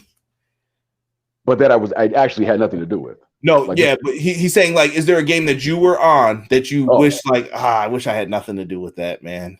Yeah. I mean, no, because even in my, mistakes and failures, you learn something. But of all the games that I've worked, I'd probably have to say it was SmackDown versus Raw 2008. It'd be, if my name wasn't on that, I wouldn't be upset. Any movie recommendations for people who are stuck at home during the quarantine? What did I just see recently? I can tell you one not to watch. The Boy 2 sucked. That first one looked bad. No, the first one was good. The first one, I thought it was really good. Bro, I wanted to go see that one. If I could tell you offline, I'll tell you why I thought it was good if you want to hear the spoilers for it. Like, it was a really good plot, I thought. This second one, I thought WWE wrote this. Like, they took a dump on the first one. I'm like, dude, what happened, bro? Like, what did you guys do? Oh man, I think it's on HBO. So maybe I'll give it a watch. The first one, not the first one. Yeah. Don't waste your time. I'm trying to think because I watch a lot of TV shows. Like, I've been binging Curb Your Enthusiasm. I love that show. I think the last movie I saw was it Extraction, that Netflix show with Chris Hemsworth. Have you seen that on Netflix? I haven't seen that yet. I'm always behind on Netflix stuff, though. It's dope, dude. It was written by one of the Russo brothers, the guys who did Avengers, Infinity War, Endgame, Winter Soldier, and it was directed by the Captain America stunt double. It's his first movie. The plot is really shallow. It's basically just Chris Hemsworth trying to rescue this boy from this drug cartel in India. But the action is fucking amazing. It is some of the best action that I've seen in recent memory. It's worth watching just for the action alone. Man, I'm trying to think if I have a suggestion for anything. If you guys haven't checked out any of the stuff like the Toys That Made Us or the movies that made us, really good stuff, like to watch the behind the scenes for Ghostbusters, Toys That Made Us. They actually have a wrestling episode of the LJN figures. Aubrey's on that episode too. Yeah. Power Rangers, I believe they had one for. I was a Power Ranger kid growing up with the toys that flipped their heads. And bro, when you start looking up the prices of the toys that you once had, your heart will break in half.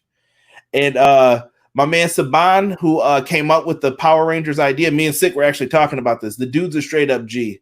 Just watch the episode and you'll see what I'm talking about. The dude's a G. And think about how it plays out in the end. All right, that's a good one. I'll check that one out. Yeah. Another movie I recommend, not the greatest. I rented it on Google. This movie called Underwater. I think it came out in January with Kristen this sounds Stewart. like some LL Cool J shit. Under Siege. No, it's not an original movie. It's basically an Alien ripoff. But as far as ripoffs go, I thought they did a pretty good job with it. That was fun to check out. Yeah, chat. I see you guys putting questions in. I promise you, I will come back to you guys.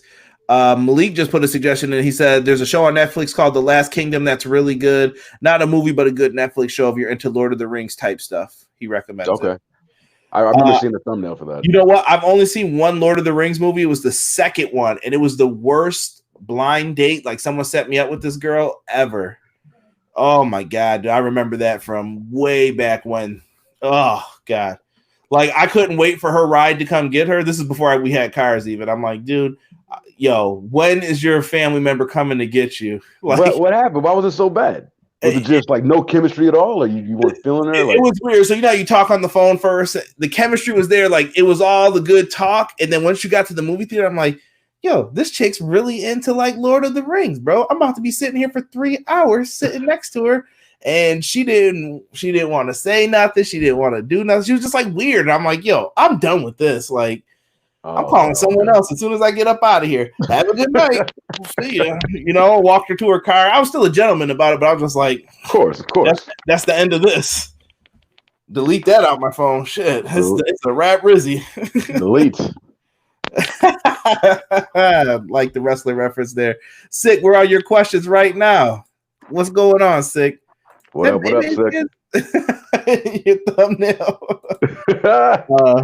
Let me see here. His last question was, any wrestling move stories that you have gotten in trouble for as a kid? I remember getting detention for giving my friend the Stone Cold Stunner in 5th grade. No, not for me when I was young, because, you know, as I explained at I think it was episode 1, like I didn't get into wrestling until later on in life. I mean, I was in college by the time I got into wrestling. I did put my roommate in the sharpshooter at one point, though, back in my college days. It's a legit hold, man. Like he was legit. I think I legit hurt that motherfucker. Like that's a powerful hold right there. Yeah, I'll have to ask my brother Cam if he pops up in here about those holds. I was good at the walls of Jericho. He would always block it and never turn over. But if you put his face near like the ottoman or the where you kick your feet up, he'd have to turn. And I'm like, gotcha. Put that knee right in the back of that head. Lion tamer style. Yeah, dude, absolutely. That's the benefit of being the big brother. And honestly, I'm not flexible at all. So I would have died if somebody did that to me. Like I would have been like, oh, my groin pulled. I think I'm done. Yeah, the only thing I could think of that I saw somebody get a detention for was, and it wasn't me. I'll never forget this. So in high school, you know, people are rushing, and dude left his backpack like open in the back. He had every book possible for class, and I used to walk around the same way. So this is why I noticed that. I'm like, yo, bro, you might want to zip up your backpack, but he's running to the next class because he's already about to be late. And this dude gave this kid an RKO. He like jumped over his back, like propelled off of it into an RKO onto the floor. I remember all dude's books and papers went everywhere. I cried laughing so hard, and I couldn't help him because we all had to get to class. I was just like, yo, this dude's about to be late and get detention, and he got RKO'd. Never, ever forget that. That is freaking hilarious. Oh man, I wish we used to do backpack flips too in class. So this is back when you could bring your book bag into class. I don't know if they let you do this anymore in high school, but we would have the backpack sitting there on the floor. And if you could get someone's bag, like their strap, and you could put your foot on it and take it, we would flip their bag inside out and then put all their stuff in there and then zip it back up. So you had to carry it around like an idiot. Oh, that's cold-blooded, man. You're devious, man. No, listen, dude, that wasn't me. I was never smart. I'm not smart enough to figure out stuff like this. I was too busy trying to kick girls like flip-flops off and stuff like, yo, what's up, girl? Oh, you want me to get that? Come here, give me your number. Talk to me. Holla at me. What's going on for the weekend? And then, you know, play the Yin Yang Twins from the window to the wall. Yeah, good stuff here. Rob is coming in with some of the last questions. Yo, Cactus, I just saw you sneak some questions in popping up at the end just now when I refreshed. Rob says, have you been watching The Last Dance with Michael Jordan, and who would you consider to be the Michael Jordan of gaming development? I am. I just started watching The Last Dance. I don't have I've got various platforms that I watch my entertainment on. I don't have ESPN, but I was with a friend over the weekend, and he had it. So I watched the first 2 episodes. It's really good as advertised. And then as far as who's the Jordan of game development, as far as like studios and stuff like that, or oh man, shit. I mean, there's a lot of quality developers out there. I mean, is there one though that you think is like you're not topping them? They're the best ever. Nintendo. That's a good answer. Nintendo. You know, I mean, obviously they're a development studio and a publisher, but nah, man, like Nintendo, in terms of like their batting average, like they're damn near 1,000 with with their main line titles. You know what I mean? Their Zeldas, their Mario's. Like Nintendo just might be the goat. You know, of Yeah, just pure. look how that Switch was selling out over this pandemic. Like, Yeah. Everybody, I keep hearing about Animal Crossing. Everybody's going crazy with Animal Crossing. I don't know if that was developed by Nintendo, but I know it's on that platform. But yeah, man. I mean, from the games back then that were classics to the shit they put out even to this day, they're hard to beat, and they take their time. You know what I mean? Like they don't rush anything. hold on, Brian. Before we get to the next question, I have to put some of these things in here that I am dying laughing at in the chat. Who had it here? What's going on, Michael Starks? I know you said, did you miss anything? You did miss a little bit, brother, but stay tuned. People in the chat, I'm going to say it again because I know some people just came in. I will answer your questions, but I got to get through the Facebook ones first and then the Twitter ones. Then I'll come back to you guys if we got time for them. Six talking about somebody getting a rock style spine buster in the cafeteria. I just put up, someone had a debate today on one of the like grappling Twitter accounts that said who had the better spine buster, Arn Anderson or Ron Simmons. I saw that. That was tough, bro. I picked AA, but that was a tough one. Yeah. I mean, his is hard to beat. Yeah, but I always like Ron Simmons too. Cactus said that he gave someone the mandible claw with Mr. Sacco. Cactus, you keep them nasty ass socks on your feet, bro. Cheeto crust on them or whatever you got on you. Leave people alone, man. Cactus needs to stay out the women's apartments. Good old XGW. I love you guys. Oh man, bringing the entertainment. Yes. Rob says, favorite food or restaurant to eat when you're in Japan? Oh man. There is a sushi restaurant that me and my coworkers go to. I found it maybe like 2015. It's not far from our office in Yokohama. And every time that I go to Japan, the first thing that I do is hit up this sushi restaurant. It's in a mall. It's not even like a fancy place. And in fact, it's one of those conveyor belt sushi restaurants. It's called Midori, and there's always a massive wait to get inside. Like you get it, so it's on like the 10th floor of this mall, and you go up the escalator, and there's just this line of people that just snakes around like the escalator and the wall, and people wait. And with Japan being as efficient as it is, you don't usually have to wait that long. The most that I've waited, me and my coworkers, is maybe like an hour. But it is so worth it. And brother, like I don't know if you like sushi or anything like that. It is some of the best sushi that I've ever had, and it is so freaking affordable. It is so cheap. They basically you can order from the chef or just take the plate on the conveyor, and like all the plates are color coded. So it's like the pink plate, whatever's on the pink plate is 250 yen, which is like $2.45. You got other plates that I think the most expensive plate is like the equivalent of $6, and you just take what you want, you order what you want, and you just stack the plates up, and it is it's delicious, it's fresh, and at the end of it, when you're ready to go, the server just comes around, scans your plates, prints out your bill, and you just go and pay for it. Like I've had sessions up there where we've spent like an hour and a half, close sometimes two, and I'd walk out of there having spent like $35. And that's still not bad for probably how much you got to eat too. Oh, that's brother, like I mean, compared to what the prices are like here in LA at sushi restaurants, at restaurants that are nowhere near as good as this one, like $35, that's like the start of your meal. You know what I mean? Yeah, bro.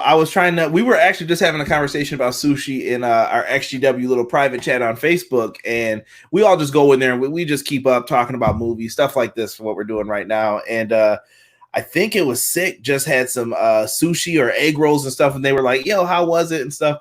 I'm telling them, man, I had calamari when I went to Canada for the first time. I think when I went for SummerSlam last time, never had it before. I was like, let me try this calamari. I'm like, shit look like onion rings. Can't be that bad. And dude, absolutely delicious. Like it's so worth it. And we made it all. Like they brought it out raw to you, and then you had the little like tables where you cooked it on. Really dope. Like you could cook it as much as you want if you like it rare. Like some people probably like it like that. you could make it like that. It was just great. And we got like a big table package. So everyone paid $80. I think we had 4 or 5 people with us. Yeah. $80, bro. Delicious food, man. And you just Wait, $80, that was your cut, or $80 for the whole thing? $80 for the whole thing. Like you could order different packages depending on how many people you had with you. They would suggest like, hey, you get that. They had sake drinks for everybody if they wanted them. It was wild, man. It was really good. That's really good. Shit. 6 said, man, I ate sushi today for the first time. ... Never again. Cam, I'm sorry, bro. Yeah, I remember those walls of Jericho. What's going on, Casey Classic? Good, man. A lot of people like the sushi, man. I don't know how Cactus came here to collect some money, bro. I don't know. You owe $5. Yeah, about Trey Fede. So let's get back to Rob's questions, though. He said, what is your favorite, or excuse me, he said, what TV or movie series would you like to see turned into a video game? His would be Sons of Anarchy or The Mayans. That's one of my shows too, dude. I absolutely love Sons. I just finished that maybe like 2 years ago. I went through it on Netflix. It was all right. I wasn't the biggest fan of it. I hear The Mayans is really good though. Mayans, I like Mayans so far where it's been. Yeah. As far as like shows, man, does AEW count? Yeah, sure. Why not? I'll say that. Good. AEW, make something happen. Let's see here. I'm a fan of Ginger. Okay. There's only one sushi I like. Hint, hint. Cactus. Come on, bro. Can't be talking like that up in here. Broken Rockstar Random. I hate guacamole. I'm not a big guacamole guy either. Oh, I love guac.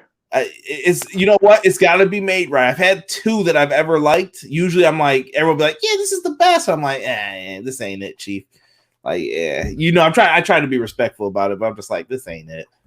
Very rarely. When I was younger, I didn't like guacamole at all. I didn't start eating it until maybe I was in my 20s. I think because when I was young, it was just the texture kind of got to me. It was how mushy it was. Yeah. But now I love it, man. Give me all the guac. Are you looking for the newest and hottest in the world of pro wrestling? Then check out the amazing action on Powerslam.tv, the biggest indie pro wrestling channel in the world. Get over 6,000 hours of the best events from over 150 of your favorite promotions from 20 different countries around the globe. Brands like Progress Wrestling, Evolve Wrestling, Combat Zone, Defy, PCW Ultra, PWX, Over the Top, Shine, and hundreds of others with fresh content added every day for only $5.99 per month. Get your free trial today at Powerslam.tv.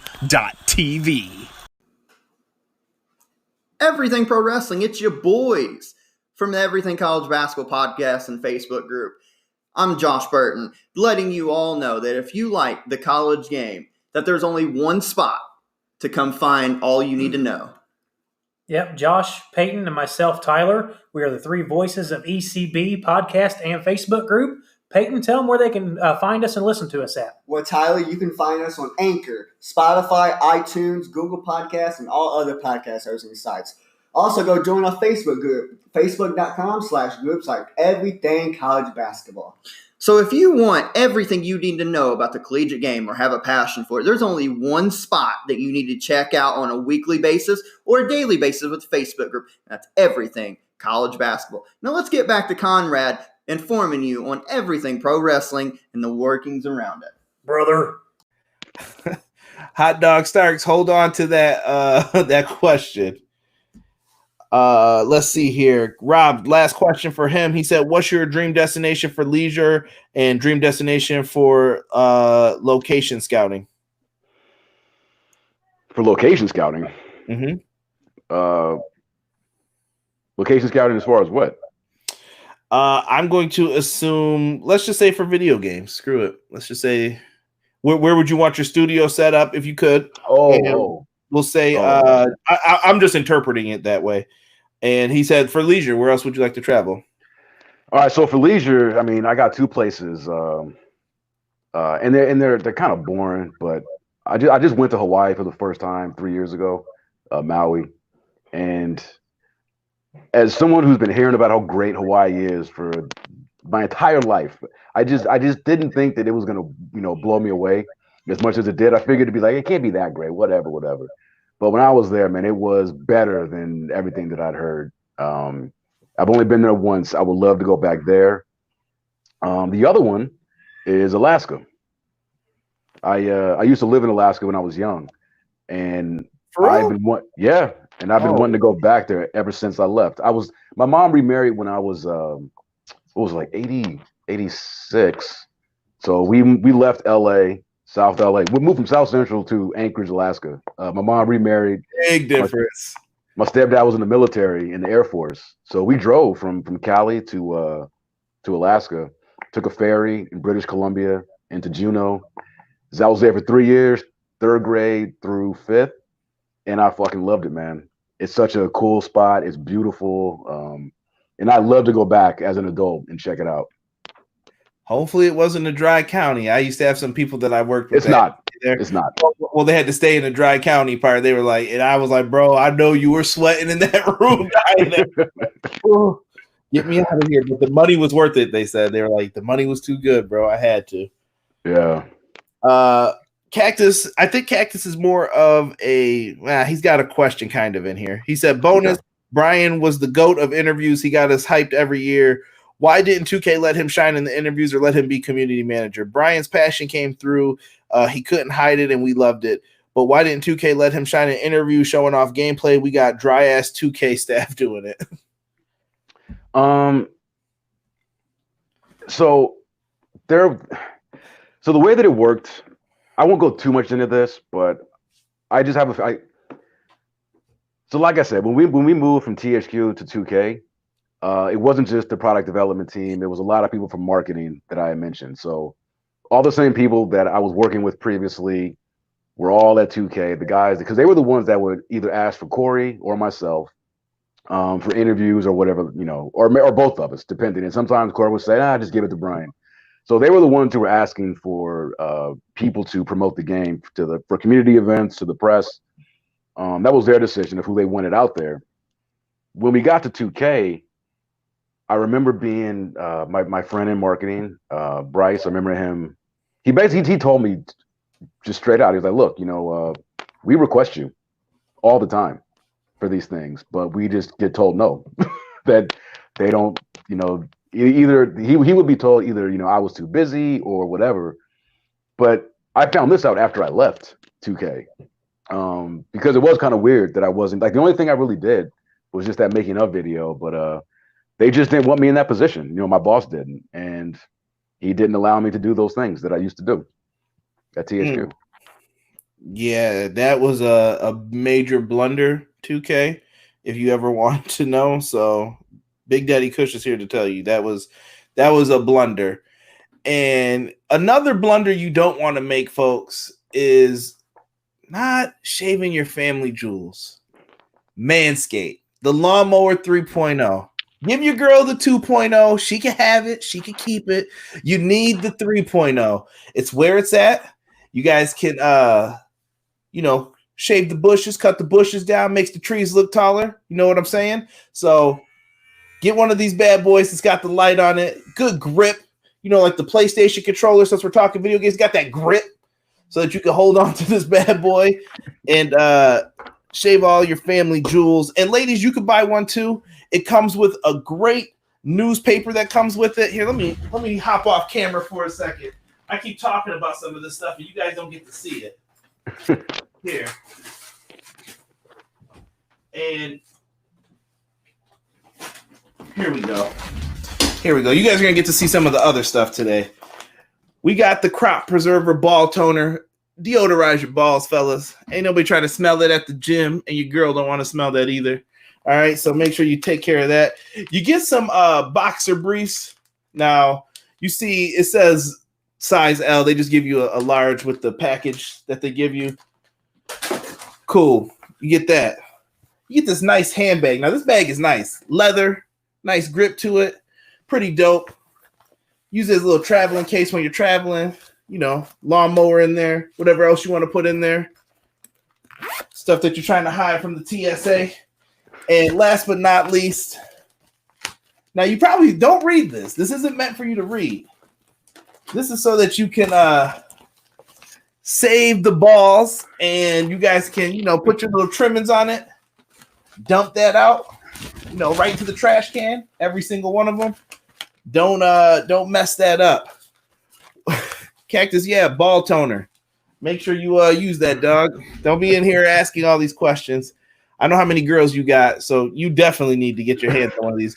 So go in the description box and go to manscaped.com and put in our promo code EPW Show. Save yourself 20% free delivery. Tell them Big Daddy Kush sent you.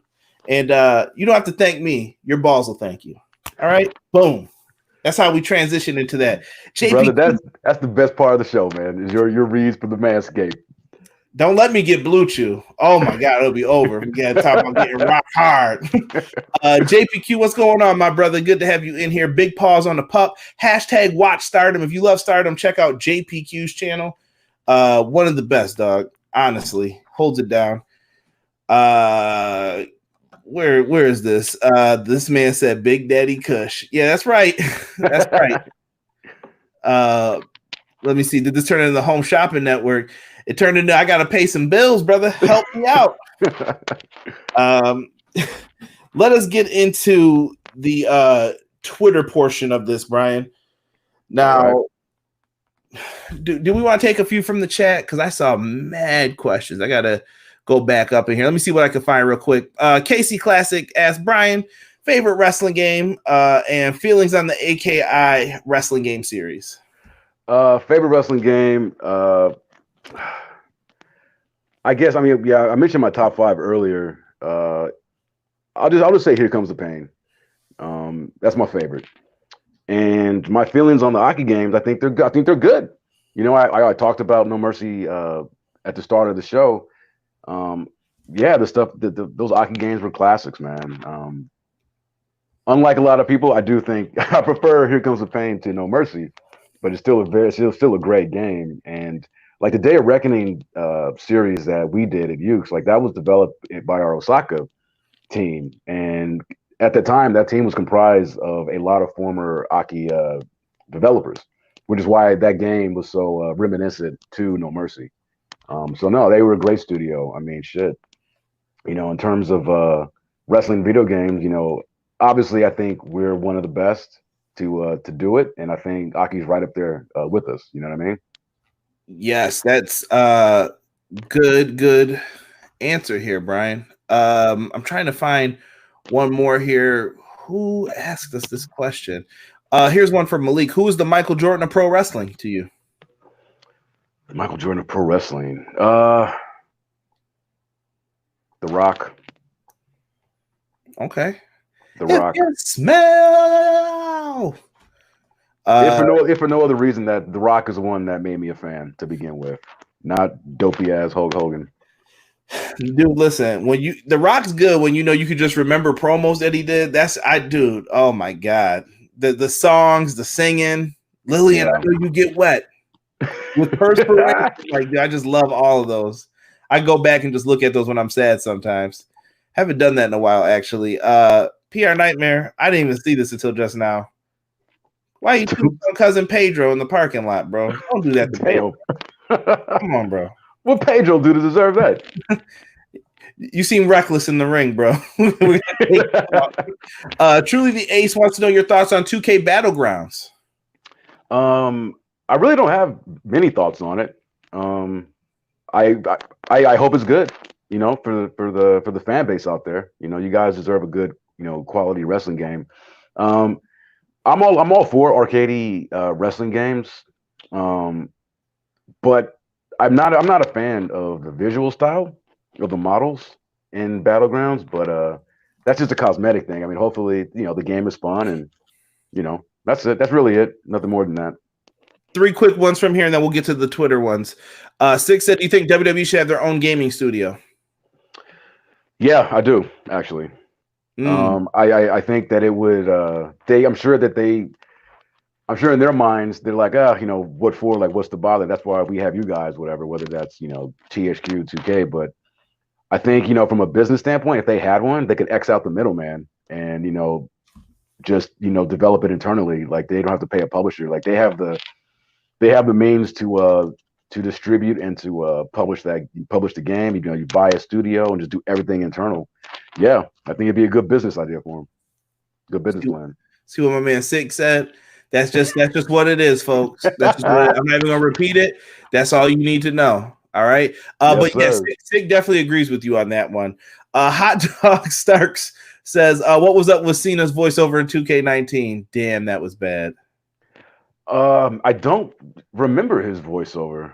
They had someone completely different doing his voice for one of the scenes, and it was like, damn. Oh. Yeah, that's right. The sound alike.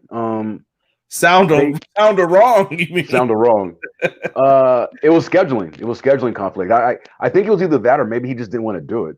I do remember there being discussions about that from that I heard. That was the year he started disappearing a lot too, though. Like he was after he lost to Roman, like he wasn't around anymore. Like they're like, put Roman over, and then you can go do your thing, man. Oh, okay. Yeah, I'm pretty sure it was just scheduling conflict, and he didn't want to. Probably, if my memory serves me correct, I think it was like it's not that he just flat out said he didn't want to do it, but whatever he had on his schedule, he prioritized that over the VO. So okay. That was it. Well, I'm gonna listen. Whoever's got questions up until Skull Maniac, that's it. All right, and then we'll go to Twitter. Triple threat: Rock, Punk, Macho. Who wins? With that promo. Ooh, man. Damn. All right. I just said he was a Jordan, but I'm gonna go with Punk, man. Oh, you think Punk could hold it down in this? I do. I think mostly for, I mean, obviously his skill, but the contrast in his delivery, as opposed to The Rock and then of course Macho Man. I think he could come in with some poisonous bars for these guys. Yeah, I would love to see Punk step back onto the microphone to where he can actually talk about it here. Q&A. Cameron is back once again. He said, when WWE games were moved to PS3 and Xbox 360 while the WWE games were still being published for PS2, were the PS3 and Xbox 360 versions copied onto the PS2, or was there a different team working on the PS2 version? By copy, I take it he means like porting over. So basically when we were doing when we made the move to the 360 and PS3, the primary SKU was the game was primarily built for the Xbox, and then from there it was ported to the PS3. Now, as far as like the last gen at that time, the the PS2s and the PS2, that was ported internally by Yuke. So they have a team that was there on site in Yokohama. That was their primary focus, was because even though we made the move to next gen, we still kept the PS2 around for several more years. So we had a team there that was responsible for making sure that everything was being ported to the PS2 and checking in and making sure that it works and all that. But it was a separate team. So you had the guys that were developing for the main SKUs, and then another team that was responsible for doing the process and doing the work to, I hate to use the word dumb it down, but to make it fit within the PS2. It's another good Lupe song, by the way, Dumb It Down. So PR Nightmare said update on his situation. He said he power bombed me on the curb when I had him in a triangle hold. I mean, I guess that's a reason to tombstone someone on the concrete. Do you hear this? Be safe. Do not try this at home, ladies and gentlemen. Thank you, Brian. I don't want to hear everything pro wrestling and getting called up to what's that judge show where the dude sues people now? I forgot, the bald dude. I can't think of his name. Played for the Giants or Jets or something. It's garbage. My dad watches it every day. Judge Gino, there it is. Oh, okay. Yeah. Yeah, it's like the lawsuit one. He's like, you will not talk to it. It's every day. I hear like the same 5 lines from it, and I'm just like, Dad, how can you watch this every day, bro? Interesting stuff, Skull Maniac. I've seen him all over forums from cause.ws to Gaming Ring, so I had to show you some love, brother. He said, "Hey, Bryan, how do you determine which WWE moves would be added to the games? Did you ever use the moves that should be in the next WWE game thread on the 2K forums for reference?" No, I never used that forum. I didn't even know that that was up there. When I determining the moves was, whether it's for the main roster or DLC, it was just, you find out, you get the roster together, who's going to be in the game. And from there, let's say, who can I use? John Cena. So take John Cena, for example. It's like, okay, of course he's back in the game. We got to update his moves. Has he done anything? Has he added anything new to his repertoire? And one example would be that net breaker that he started using like in 2014, 15. Yeah. So it's like you notice that. It's like, oh, okay, that's a new move he hasn't done before. So you kind of you take note of it. And basically the process is just that. You just go down the roster and I do it, and I ended up doing it myself, but you basically just create little clips of reference that we use for the mocap shoots. But yeah, you just kind of generate a list that way. You go through and say, okay, well, whether it's taunts, whether it's new moves, whether someone needs a new entrance because they had a character change or a gimmick change, you just go through each wrestler that's going to be in the game and you pick out the things that they need, and which is the easy part. The hard part is then you get all that list together and you find out, or you're told that, okay, we can't mocap and implement all this. So pick and choose what you really, really want. And so then you got to go through it again and say, okay, prioritize everything. Where what do we see on television every week? Exactly. Yeah. Like this is the A priority, the B, the C. And we go into mocap with those motions, but with the shot list prioritized in that manner where we obviously we get everything that's priority A captured. If we have time, we pick up priority B stuff, and again, C if we have time for that. And we get all the animation data. So as long as we capture it, we have it. It may not make it in that year's game, but we still have it and it'll be in the next one. But then occasionally, Yuke would always surprise us and be like, hey, we were able to get these B motions in. Maybe we can't do all 35 of them, but we can do about 20. So let us know your top 20. And it just kind of goes that way. And then with the DLC, the moves pack, my baby, I curated all that stuff the same way. I did basically just, I'm a big fan of independent wrestling, a big fan of New Japan. And I know what looks cool. And I just kind of curated from there, adding, big fan of the Young Bucks. Obviously there's a lot of Young Bucks stuff that was added on my watch, a lot of Omega stuff, Kevin Steen before he was in WWE, I would take his motions, El Generico. I just kind of looked at the guys that I was a fan of and moves that I thought were cool and would be appreciated by the fan base. Yeah, that was always appreciated, at least by me. I love the move pack sets. Like those were always great to have in the game, especially for cause mostly too. Yeah, it would really work out well. Land161 just asked, are there secret copies of the PS3 version for SVR07 locked somewhere? Please, somebody, if you can, help this brother out. Get him a copy of SVR07. Let me see here. Somebody, Hot Dog Starks asked about the graphics for 2K19 and 2K15. If you check back on our last two videos, so 5 and 6 for the parts, you can definitely hear us talk about this exact thing with the graphics. I won't have Bryan go through it fully again. Sick.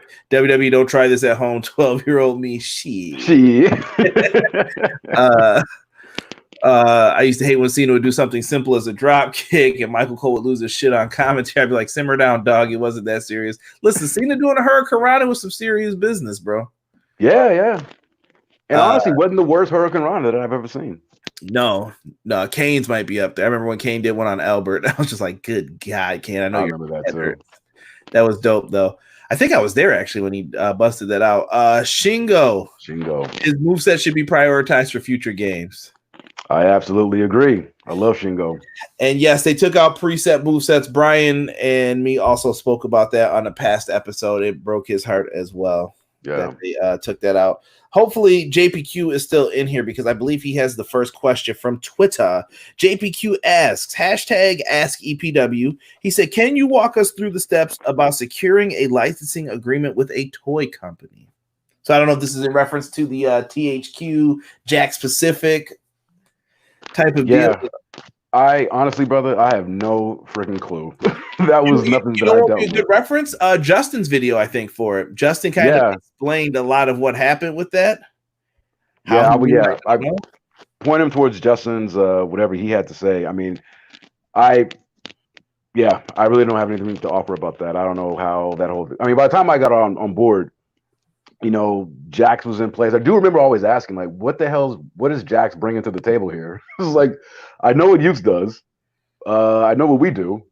But why is this Jax logo up here? Like, I never interact with them. I never have any emails from them. It was basically just, I don't want to just call it shady business deal, but it was crony. It was cronyism. It was one of the guys just trying to help out a friend, get some easy money. In the Netflix series I suggested before, I think a little snippet of it gets brought up a little bit too when they're talking about the WWE figures like later on. Okay. And like, yeah, Jack Specifics, they also make the video games. They kind of snuck in and got into that a little bit too. So I think they had the license and then they basically like, THQ, you pay us, we'll let you get in on this and get some of the money. Like it was, they were holding out basically like, look, we need someone to make this. So yeah, it was a shady thing. I definitely know that, you know, they didn't do Jack as far as the Obi-Wan has this channel in there if you guys want to check that out. Yeah. Yo, I cannot even repeat. Guys, don't talk about how to do pedigrees in the chat to people. Don't tell people. So Foul is up next. My man Foul Original. He does great gaming videos lately too. He's going through like the history. I think he's still in the 80s time period right now for video games. He's kind of going through and just showing everybody the stuff. He's got a great tutorial guide on how to play as Legion of Doom and the WrestleFest mods on the computers now. So nice. Yeah, I know Foul. Foul says, been a great series so far. Major props to both of you. What game series would you most like to work on outside of the wrestling genre? Outside the wrestling genre, any sort of third-person shooter. I'm a big third-person shooter guy. I'm not into first persons that much, but games like Gears of War and shit like that. I love cover-based third-person shooters specifically. So if I wasn't doing any, wrestling video game, I definitely would want to get involved in a game of that type. Oh, here comes Malik. Malik is back with another question. He says, question for both of you guys. What was your favorite and least favorite WWE video game? You want to go first? Shit, man. This is tough. I'm really trying to think of another game that I can hate more. I think with a be honest, man. Be honest. Dude, I think I want to say it's SVR 08 off the top of my head. That game made me start leagues. Like I'm like, dude, I can't play this anymore like this. I got to find some other competitive way to play this game. SVR 08, I think, is one of my least favorites, but there's some really bad like Nintendo ones. So I don't know if you want to count those too. Like there's some dude who put this shit out. Let's count everything. We should count everything unless he specifically is just talking about, the WWE series. I'm trying to think of the worst. You know what? No, F that. Wait, did you say WWE? Oh, you better be glad because Backstage Assault was about to be on there, bro. I swear to God, I wanted my $5 back from Blockbuster after I rented that joint. I'm like, where's the rings, bro? I remember I put it in. I'm like, yo, there's no wrestling rings. This game is trash. Yeah, that was not a good one. I never played that, but I've heard nothing good about it. It made Mayhem look great. It's such a wacky idea. That's weird. I think so. For me, I'm gonna take every wrestling game that I've played. I think the worst that I've played was Backyard Wrestling 2. Oh, I never played that. I saw a video. That was really, really bad. Like really bad. I mean, not even like outside of the bugginess of it. Because I can forgive bugs. Like I'm old school enough where it's like, hey, sometimes bugs are just a part of development. I never really trip too much out of bugs as long as it doesn't, impede my enjoyment of the game too much. But even taking the bugs aside, like that was just a very poorly designed game. So when you have that, and on top of how buggy it was, then yeah, that'll be the worst one that I've played. As far as the games that I worked on, I'm like you. That's an easy answer. It's SVR 08. Time out. But I will say this, Cactus, I did pay for this game. I did not pay for 2K20. So yes, 08 is better than 2K20. Like when it's so bad that I won't pay for it, yeah. Malik is tired of the disrespect that 08 gets. It's one of my all-time favorites. Malik, I'm telling you, bro, I'm sorry. That game is trash, bro. It's buttons. Malik, first of all, brother, it warms my heart to know how much you love that game. And I'm glad that you do. My thing, like, I'm just curious though, like, when was the last time that you played SVR 08? I would like to know that from you, because if it's been recently and it's like, hey, I played it a month ago and it still holds up, I love it. Rock it out, man. I'm happy for you. But if you haven't played in a long time and you played it, recently, you may have a change of opinion. Let's see here. Connor said the Simpsons game is really bad. WWF Warzone is trash. No finisher. Warzone had finishers. You just had to know how to do them. It was like left, right, up, down, circle, X. And Ahmed Johnson, just go listen to his promos. Great stuff in that Warzone game. I still have no clue what he was yelling at me for.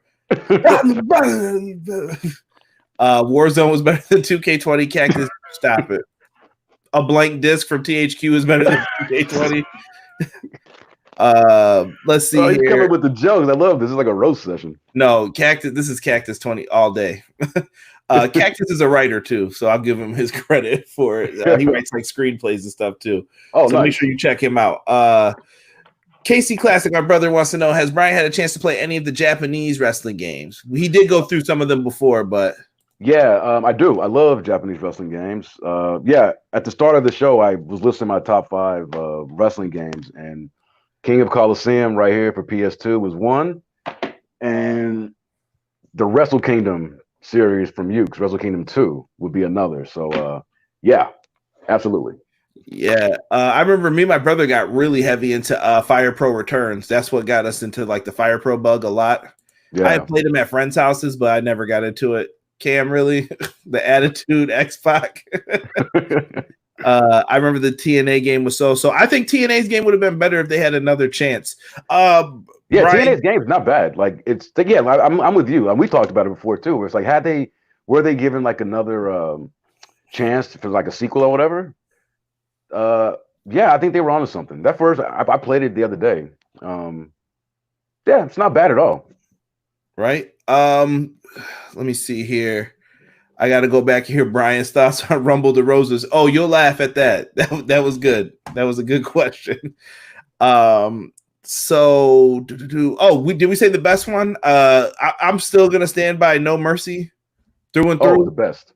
We had to do the best too. Okay, No Mercy for you. Yeah.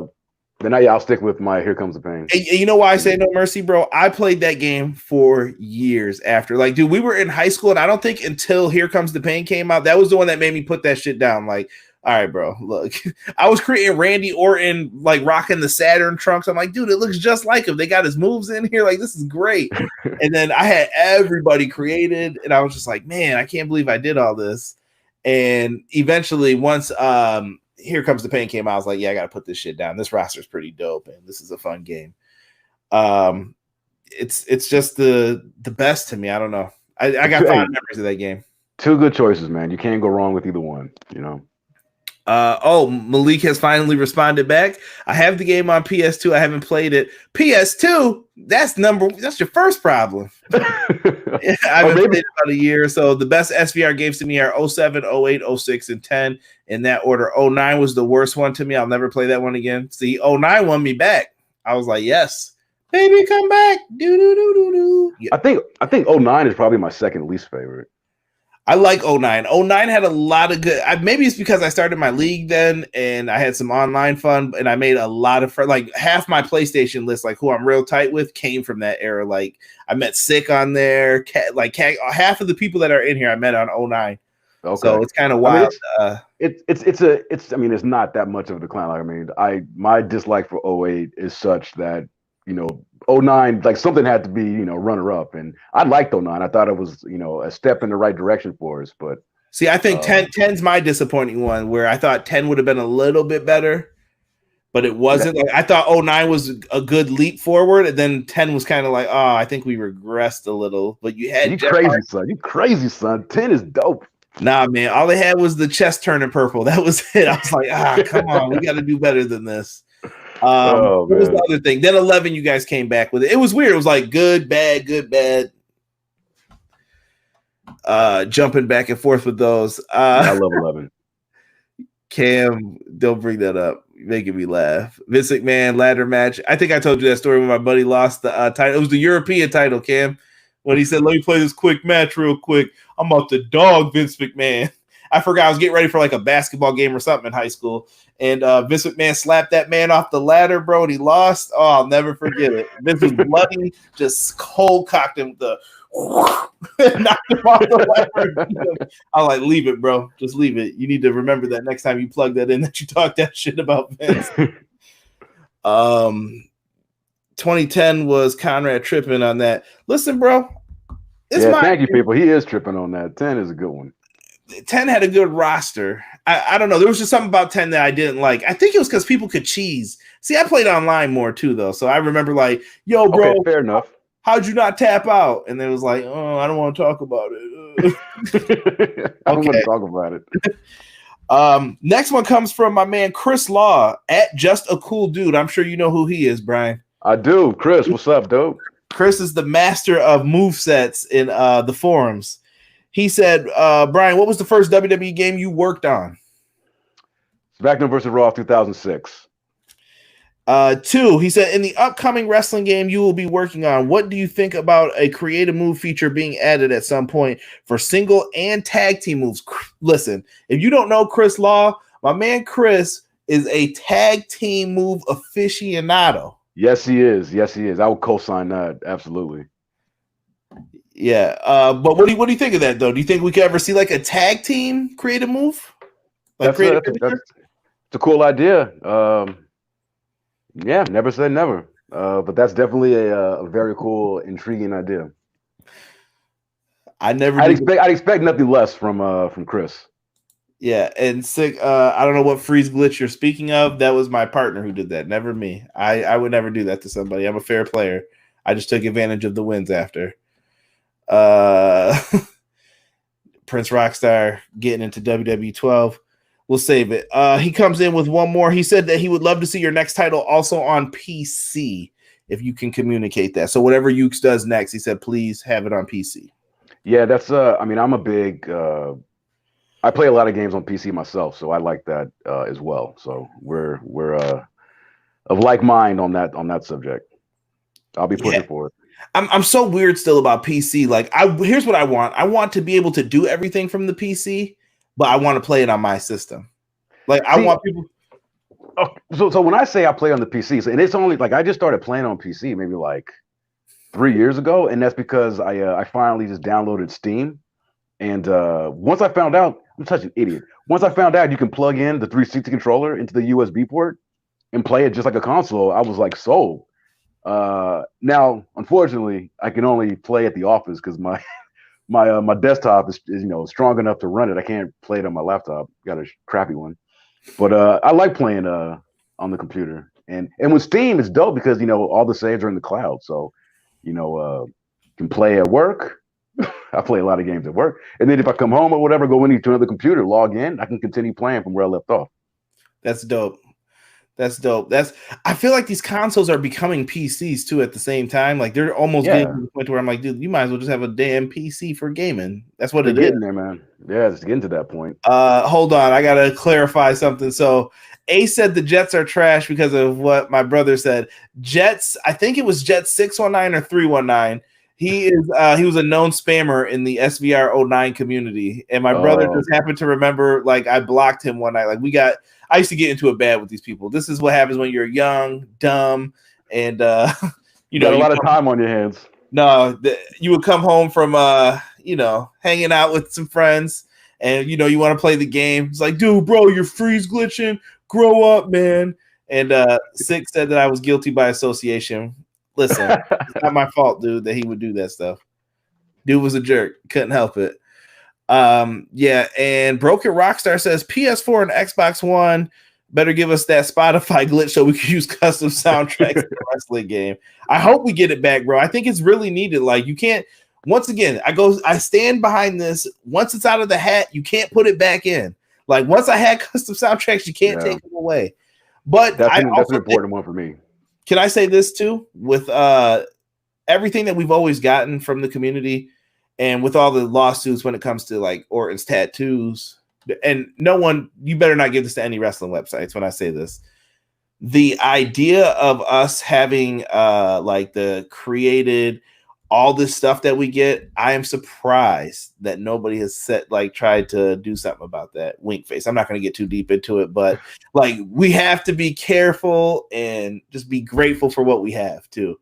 Yeah, it could be gone by litigation, just like that. It could. Yeah, you're right. I mean, whoever does it, I also will say I'll probably never buy a t-shirt from you again, and you'll never get any money. So I wouldn't recommend doing that, but you'll be hated by the wrestling community. Malik comes back with a question again. He said, I need to know if there are any chances of the SmackDown versus Raw series coming back, or is it officially over? I can answer this one. It's over, Malik. It's over. SmackDown versus Raw it won't be the THQ version of it. Yeah, you're right. That's the fairest way to answer that. Connor comes in. He said, what has been your favorite game that you've worked on? So these are an easy question. SVR 10, 11, 7. I should have started with 7. 7, 10, 11, 14. Okay. Is there one that stands out the most that you're like what's the one you're proudest of? Like, you damn right. 11, honestly. Like, and see, here's the thing with 11. Like, when it came out, I think most people liked it. It didn't set the world on fire or anything, but I think of all the games that I worked on, it was the one that I had the most fun developing it, because it was just me working with the designers at Yuke, the gameplay designers, because I was the only one in charge of gameplay at that time. So it was me and my counterparts in Japan, and we just had so many fun meetings, discussing the havoc and the physics and how the objects and the weapons were going to interact, and to see how we were playing with those figures and the toys, in the meeting room, to then being able to kind of replicate that in the game was something that I'm very proud of. And I think of all the games, I guess the one that really it's aged very well.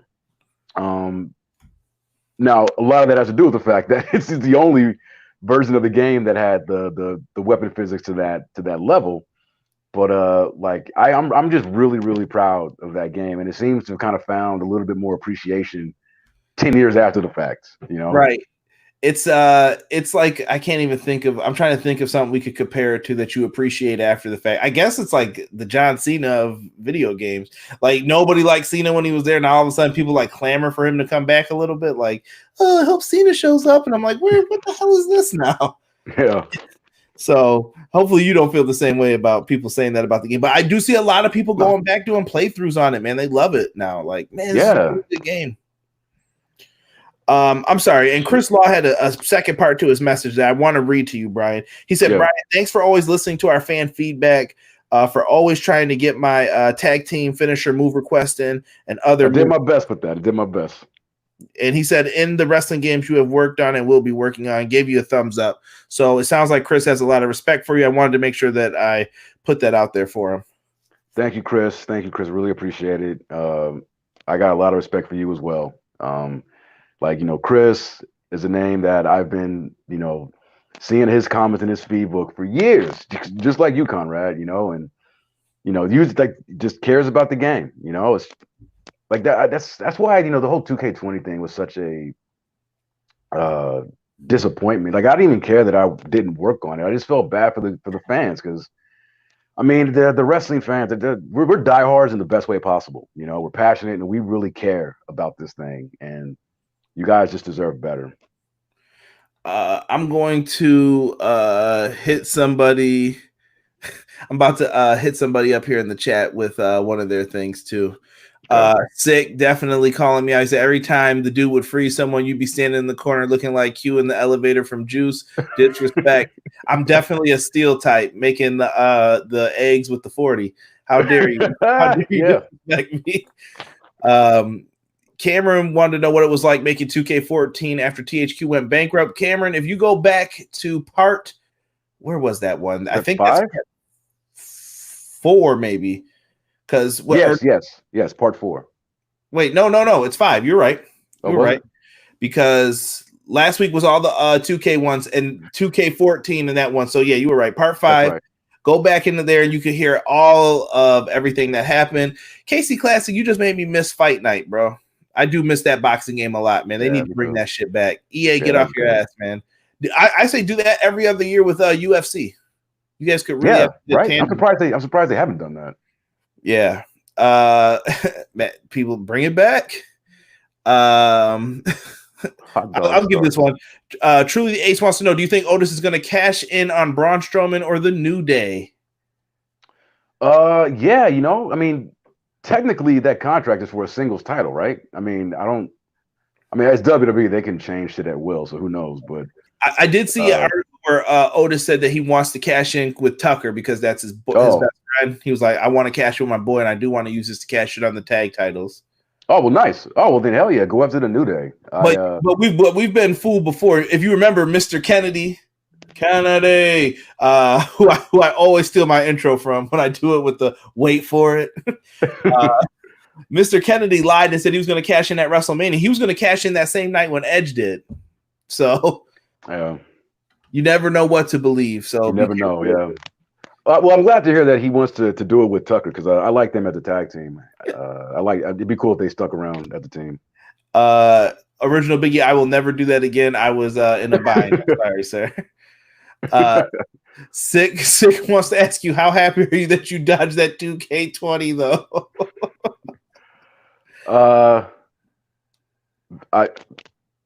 Very. Man. PR Nightmare says bring back Def Jam. I agree with that. That's another game I miss. Yeah, that was a good one. Badly. Narcolepsy Boy said all the dream matches that never happened and dream match that could happen today. Eddie Guerrero versus Shawn Michaels for me, and AJ Styles versus Daniel Bryan. I think AJ and Bryan did face off, and I know they faced off in Ring of Honor a few times. Yeah, they have. But Eddie Guerrero versus Shawn Michaels would have been a great match to see. Talking about dream matches, Malik. Yeah, I got a question from my friend Roman about this. He wants pretty much the same thing. Wanted to know what my dream matches would be that I like to see, and it's hard because we've been. I guess because at least for me, like, and all of us. I mean, we watch so many different promotions and stuff, so it's almost like I've seen a lot of the matches that I'd want to see, whether in one promotion or another. But there are two that I came up with, and one of them honestly was gonna happen at WrestleMania, but didn't because of the pandemic. And that'd be Orange Cassidy and Minoru Suzuki. I gotta see that. Janela Spring Break, yes. Yeah, I hope they go back to that when things start to open up. I really do. But then another one, like, because I gave this a lot of thought, and I think for me, because I love these teams so much, both of them. I've been a big fan of the Usos ever since they debuted in WWE. So for me, it'd be the Young Bucks versus the Usos, because it seems like we're going to get Young Bucks and Revival. So I'd love to see those two teams mix it up. You know what? I'm going to throw a weird one out there. I want to see Coda, or not. Do I want to say Coda? No, Sonata, excuse me. I'm going to say Sonata versus Hangman Page. I don't know why. I just want to see those two lock up. I think they're like the future of their companies, and I think that would be a really dope match to see. That would, excuse me. Yeah, that is a good one. I didn't think about that. But when he said Sonata, I was like, oh, what about Sonata and Randy Orton? That would be good too. I love Sonata. Sonata is like the future to me of New Japan. We've talked. I'm a big fan too. Yeah, I'm a big fan of Sonata. Here, let me get back to these Twitter ones right now while everybody is in the chat having a laugh, just talking some fantasy matchups. Kyron wants to know, if you do another WWE game, would you consider making original storylines for season mode or bringing back Road to WrestleMania? Brian, I'll put it to you. We know that the WWE thing's kind of out of reach right now. How about for whatever next title you're working on? How do you feel about original storylines and season mode type stuff? Road to WrestleMania. When it comes to story modes, like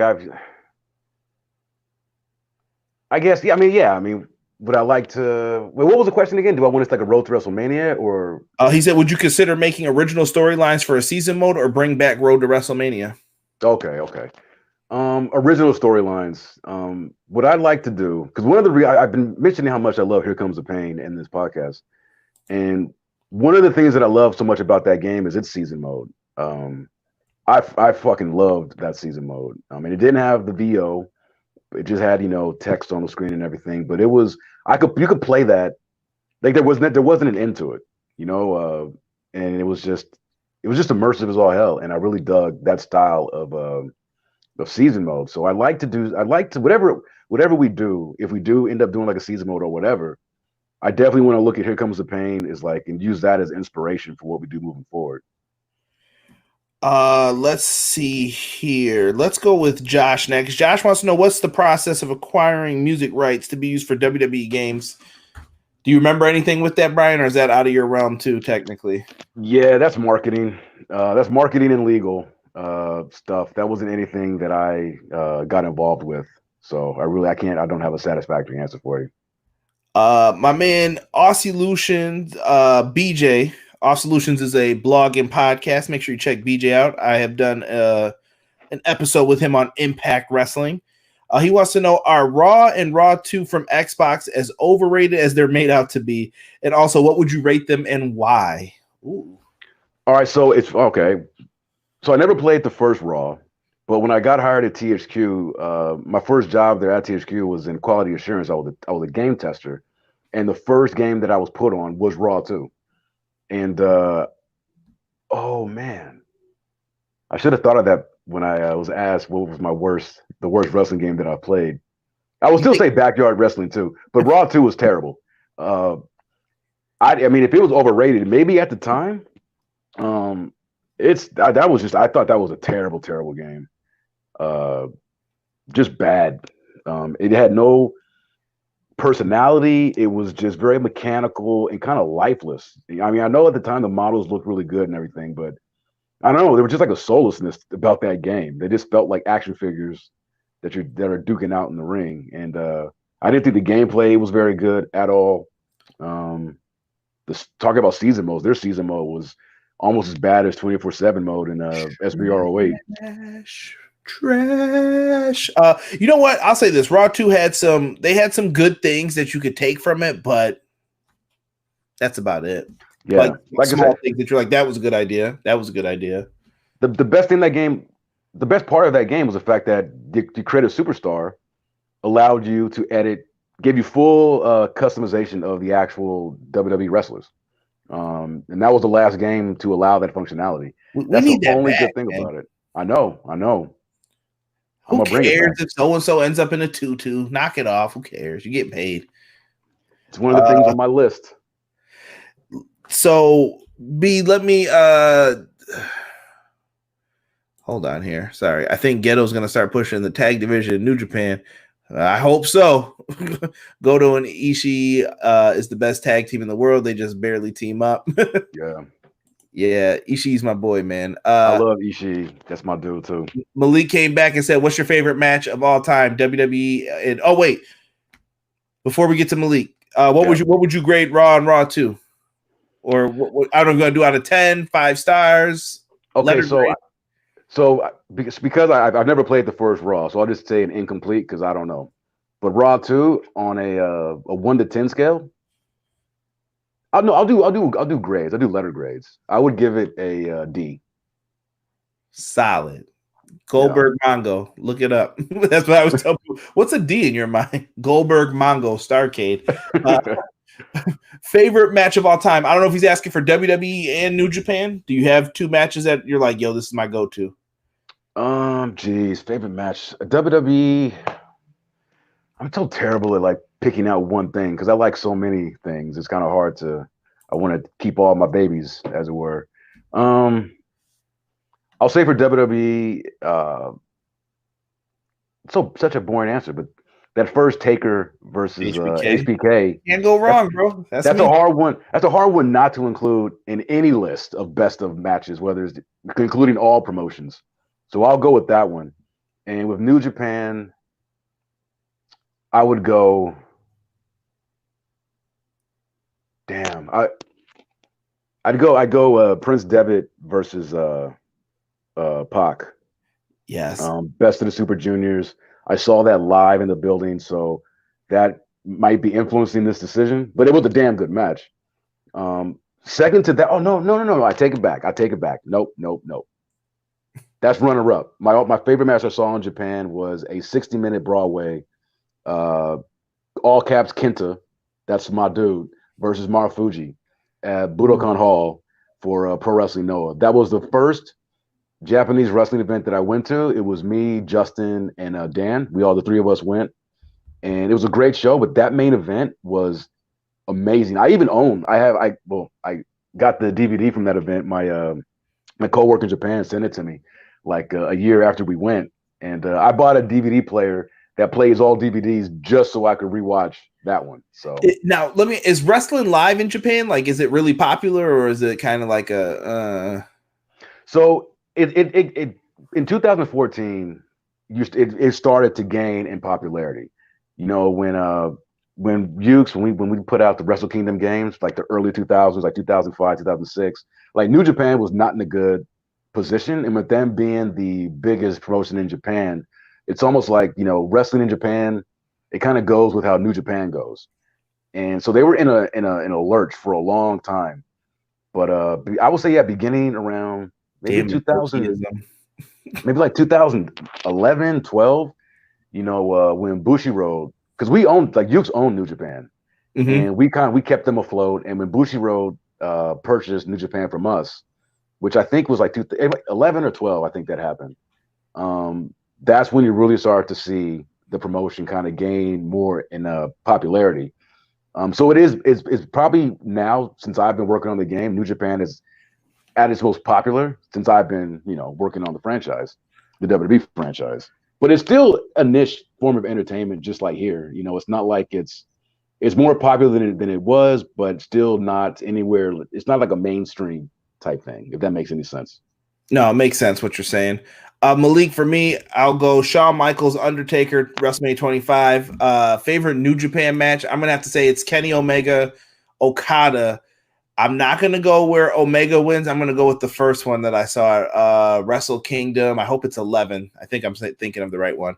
Wrestle Kingdom 11, That was just a freaking shit. I was just watching it like, damn, bro, that's wrestling right there. Like, you know, I picked that one too. Like, if of their matches of Omega and Okada, like, I would always go back to that first one, because if for no other reason, then I remember watching it the day after it occurred. I'm watching it with my girl, and she's doing her thing, but I've got it on and I'm watching it. And by the midway point, she completely stopped what she was doing, and she was just transfixed on the match. Like, what the fuck? These guys are killing each other.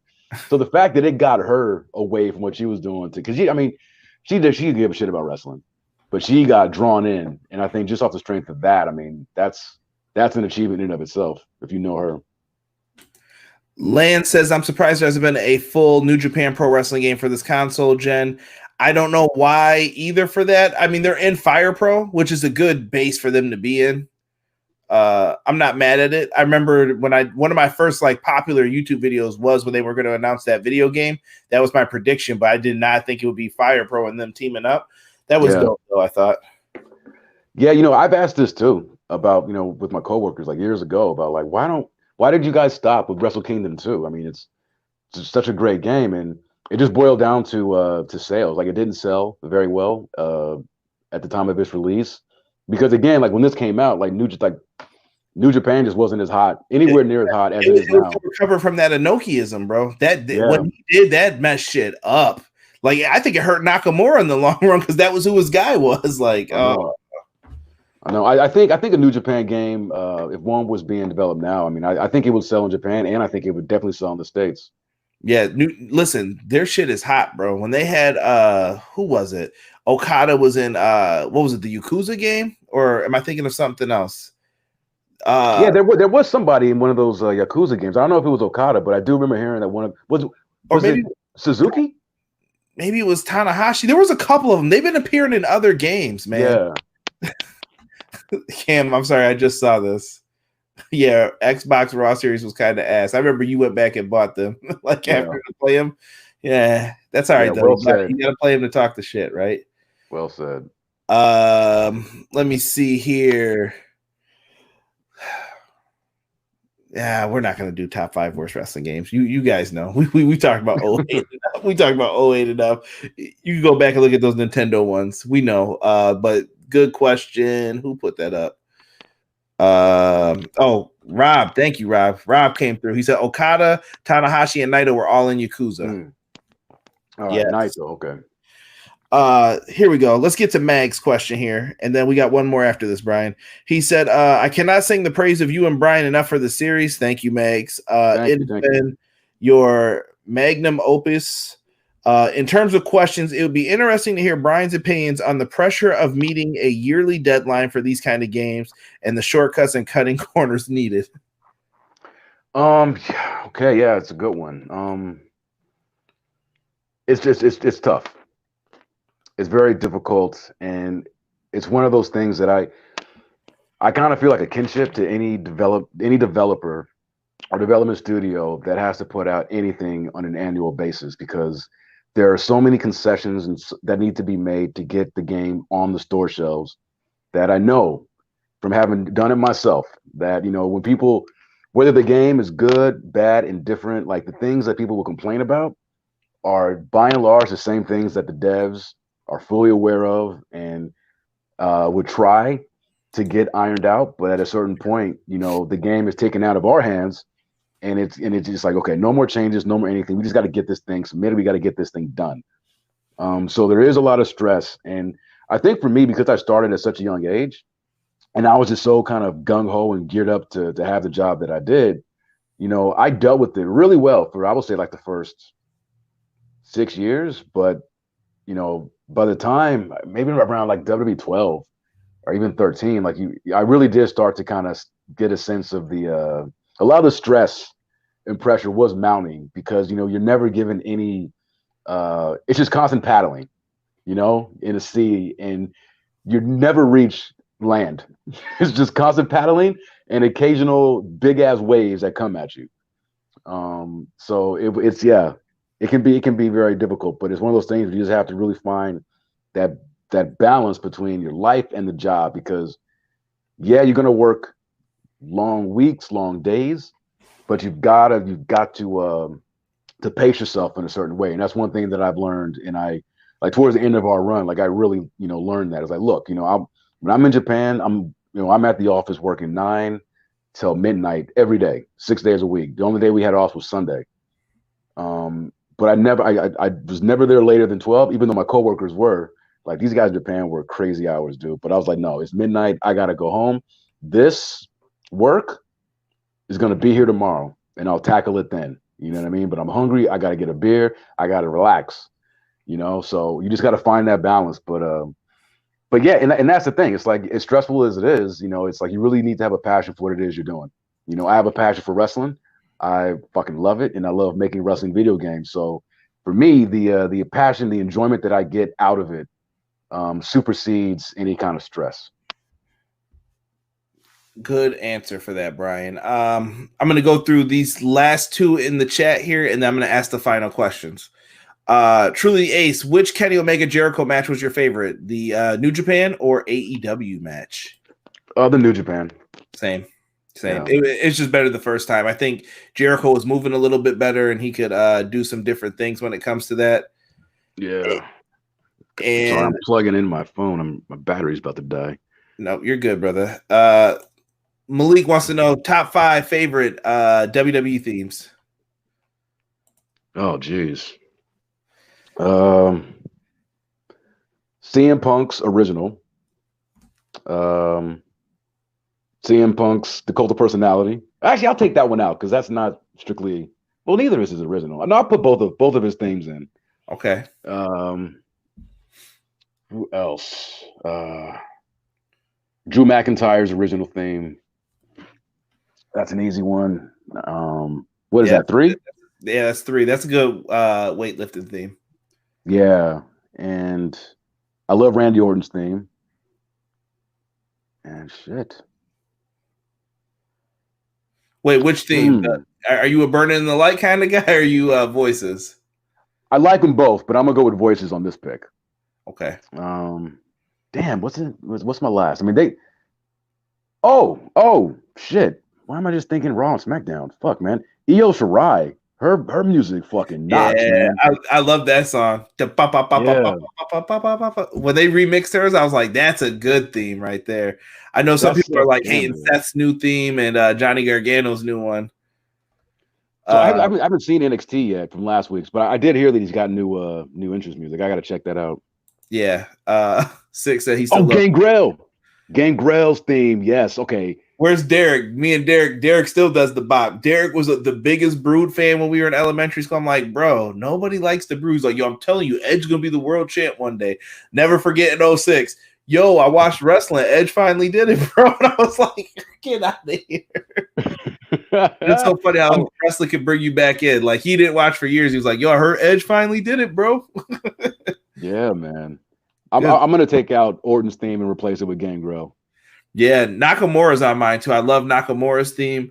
I just put Cody Rhodes My Kingdom. There's something about that song that I just feel it, bro. Maybe it's the pyro when he comes out too. That's just too much for me, but I just love that theme. I don't know why. When he went to New Japan and he just had it, it was like wrestling has more than one royal fan. I was like, Cody taking the damn throne. Like, I just felt that same, like, dude, I should be the man. Like, let me be the man. They're like, you're too young. I was getting that at work at the same time. Like, you gotta wait your time. I'm like, wait, my time. My time is now, bro. Like, I want to enjoy the money now. Like, what's wrong? That's a good one. Yeah, I love his theme too. Like when I hear it, yeah, it's got a certain gravitas to it. Like sometimes I get goosebumps. I'm like, oh shit. Yeah, dude, that's my pinky rep when I call it. When you're lifting the weight and you get that one more, I'm like, put Cody on right now. I got do the work.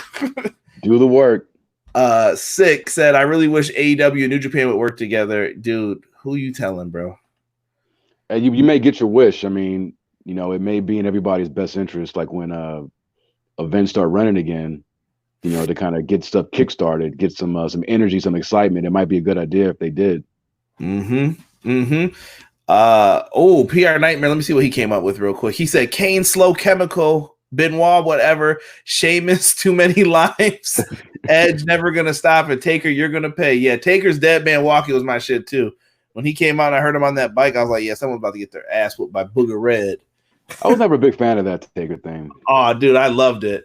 Y'all gonna pay. I just remember it like, yo, someone's about to get when he drug Hogan on that bike, that was the shit. What are you doing, brother? What's it look like I'm doing? Let's hear it. Last group of questions, Brian, for you. This comes from XGW Fed, and I put these together for it. So Brian, what do you feel is next for wrestling video games? What do I feel is next?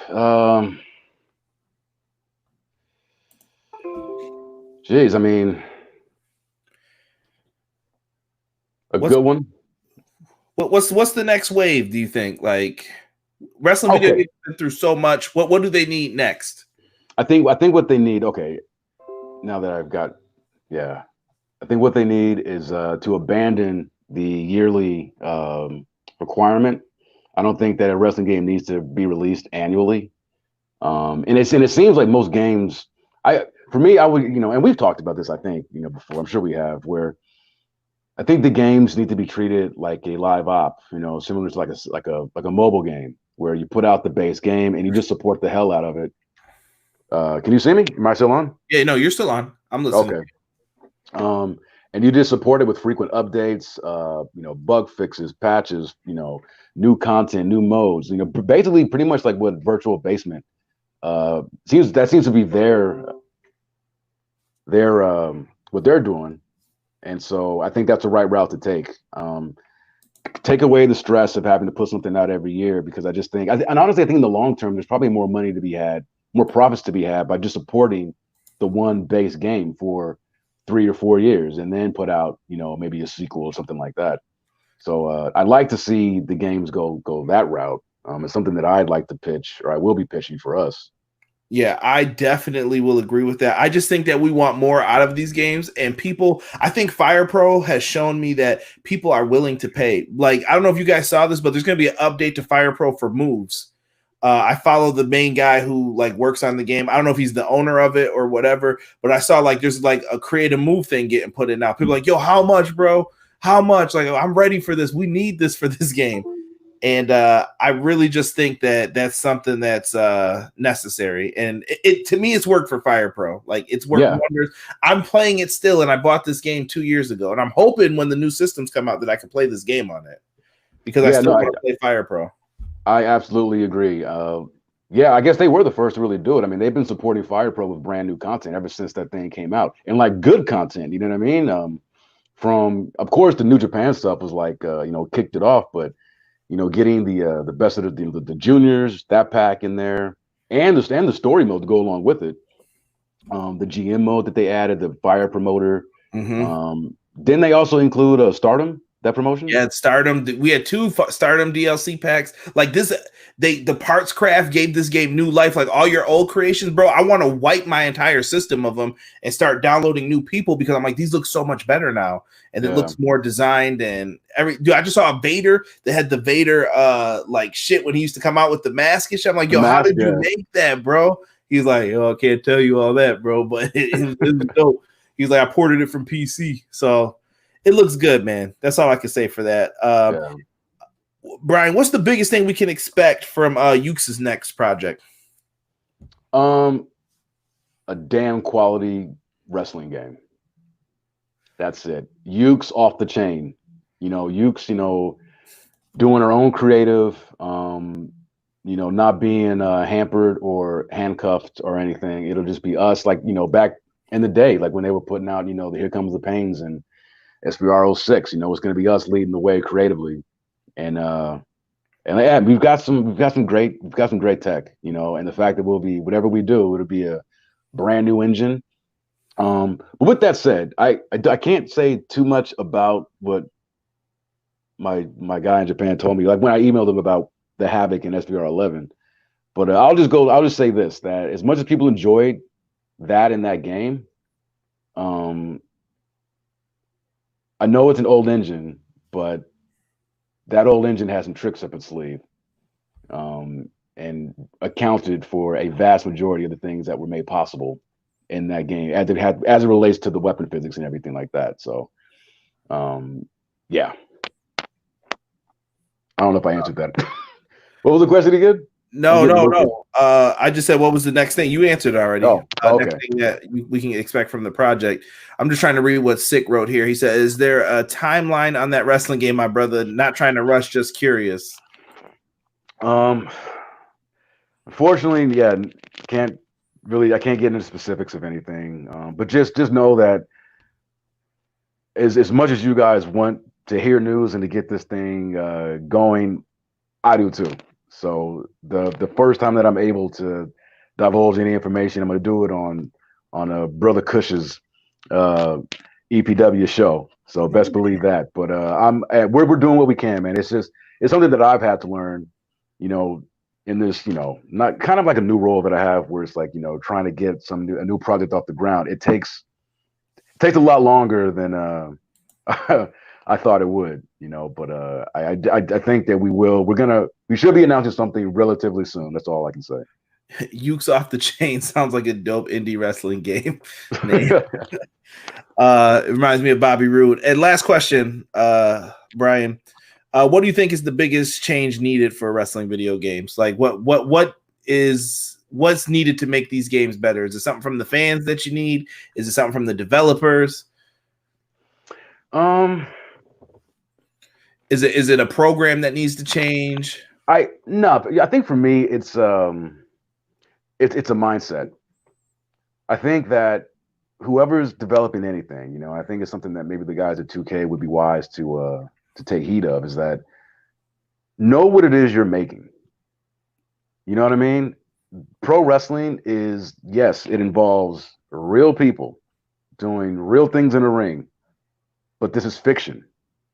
And I would implore anybody to lean into the fiction of things and prioritize what is fun versus trying to get everything so realistic and sim-like. It's pro wrestling. Larger than life characters.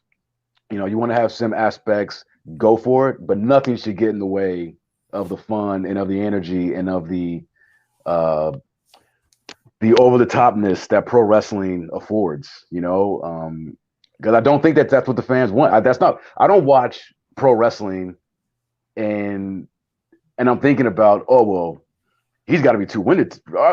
That's maybe not a good analogy, but I go into it for the fun of it. I know that this is the predetermined outcome. Don't give a shit. It's entertaining. It's fun. It's hard hitting. I love it. And I think, if you're developing a wrestling game, know what it is you're making and know what it is. Understand why people are fans of this thing. This isn't, NBA 2K. This isn't a football game. You're not dealing with real life stats that affect people's on-field performance. You're dealing with fictional characters in a fictional wrestling world. Lean into that shit, I respect it. Bryan, that's it, man. We went through 7 parts of I got the thing. one more left. Oh, My boy Roman. He just wanted me to list my top 5 wrestlers currently and of all time. okay. So Roman, sorry, man, I couldn't do 5 for my current, but I have Roderick Strong. I love Roddy Strong, Chris Hero, ECE, Orange Cassidy, the Juice, man. The Juice. I love Orange Cassidy. Ricochet, Phoenix, Pentagon, and Asuka. I think Asuka I'm glad she's a champ again. I think Asuka she's my favorite female talent and has been for a long time. Yo, when you said Juice, bro, I thought you were talking Juice Robinson. Oh no. I heard that for a second. I was like, wait, what? I could tell. Yeah, that was a faux pas of Masi. I could see how you would get to that conclusion. But no, Orange Cassidy, I love Orange. That's why I stay quiet, because I'm like, let me wait for the conclusion. Maybe he's talking about Orange. Oh, I also have David Starr. If you haven't seen his matches, he's really dope. Pac, and I said Phoenix. And then, more than 5, sorry. And then my top 5 of all time, I got The Rock. I got Piper. And now I'm putting Kenta on here, even though I know he's still wrestling, all caps Kenta. But this is Kenta before pre-WWE. Thank God. I'm specifying that. Steve Austin. And then for my last one, I was really giving this a lot of thought. And he's a guy that is still active now, but I've always been a fan. But within the past 2 years, I've gained a whole other level of respect for. And that's Chris Jericho. Mm-hmm. He's been climbing up the Mount Rushmore of pro wrestling to me. He's getting up there where I'm like, we did I think you were on that one. I don't remember if I'm Malik Shannon. We did the top 10 and Jericho was 9. And I was like, yo, yeah. I think he's climbed a couple since this AEW kicked off, man. He really has, man. Honestly, we've been watching Jericho for a lot of years now. This is my favorite version of him. Yeah, dude. I wanted to be there just so I learned the words to Judas so I didn't look stupid in the crowd when everybody was singing. I'm like, yo, hold on. I got to make sure I know what I'm talking about. Me too. Yeah, man. Bryan, this has been so much fun, dude. Honestly. Man. And I'm going to take a second to show you some love with all of this. I will say this on record as a longtime wrestling video game fan of probably before I even really could speak properly. Bryan, I think you are the number 1 person to make a wrestling video game. If you are making one and you are not seeking this man out, you are making a big mistake. I would pay top dollar. I'm not joking. Top dollar to have Bryan Williams on my team. And I'm not saying that because he did the show for me. I would have said this before. I'd have said this after. I would have said it if he told me to F off. This dude is still the top person I want making a video game for me. He is the guy I want talking to me about a video game. So Yuke, whatever project you're working on or whoever's involved, let this dude talk to the people. He doesn't have to do it all the time. I get it. He's more valuable in the studio. I get that. But if someone has to go out and do some PR once in a while, let the brother go out and speak. He speaks properly. He knows how to talk to fans, and he knows how to put a smile on our face with some, insider terms, wrestling move usage. Bryan, you are the man. So I wish you nothing but the best in whatever you do. And I'm glad that we got to do this, man. This was really fun. Conrad, brother, thank you, man. That was I'm seriously, that's way too much praise for me. I'm just a guy who was right place, right time, and was able to have the career that I had. So and so just thank you to you, man. Thank you for allowing me to do this during this pandemic while I've been stuck in the house. Like I said, I've been looking forward every Tuesday to talking with you and answering everybody's questions. Everybody who tunes in, like, thank you. This has just been really fun, and buy some merch, buy some EPW merch, and get that Manscaped, son. Description below. Manscaped's always here for you. Need to bust it out. Get the clipping, dog. Get the clipping. I think you might have sold me when you showed me that bag. That carry-all bag looked really nice, man. I'm like, maybe I will. You know what use I'm saying? My promo code. Take it to Japan, little. Yeah. Hey, you're good to go, man. Bryan, this series has been amazing. It's been fun. And everybody's singing your praises in the chat too. I don't know if you can see all of them. I put some of them up before. Thank you, everybody. Thank you. Yeah, everybody.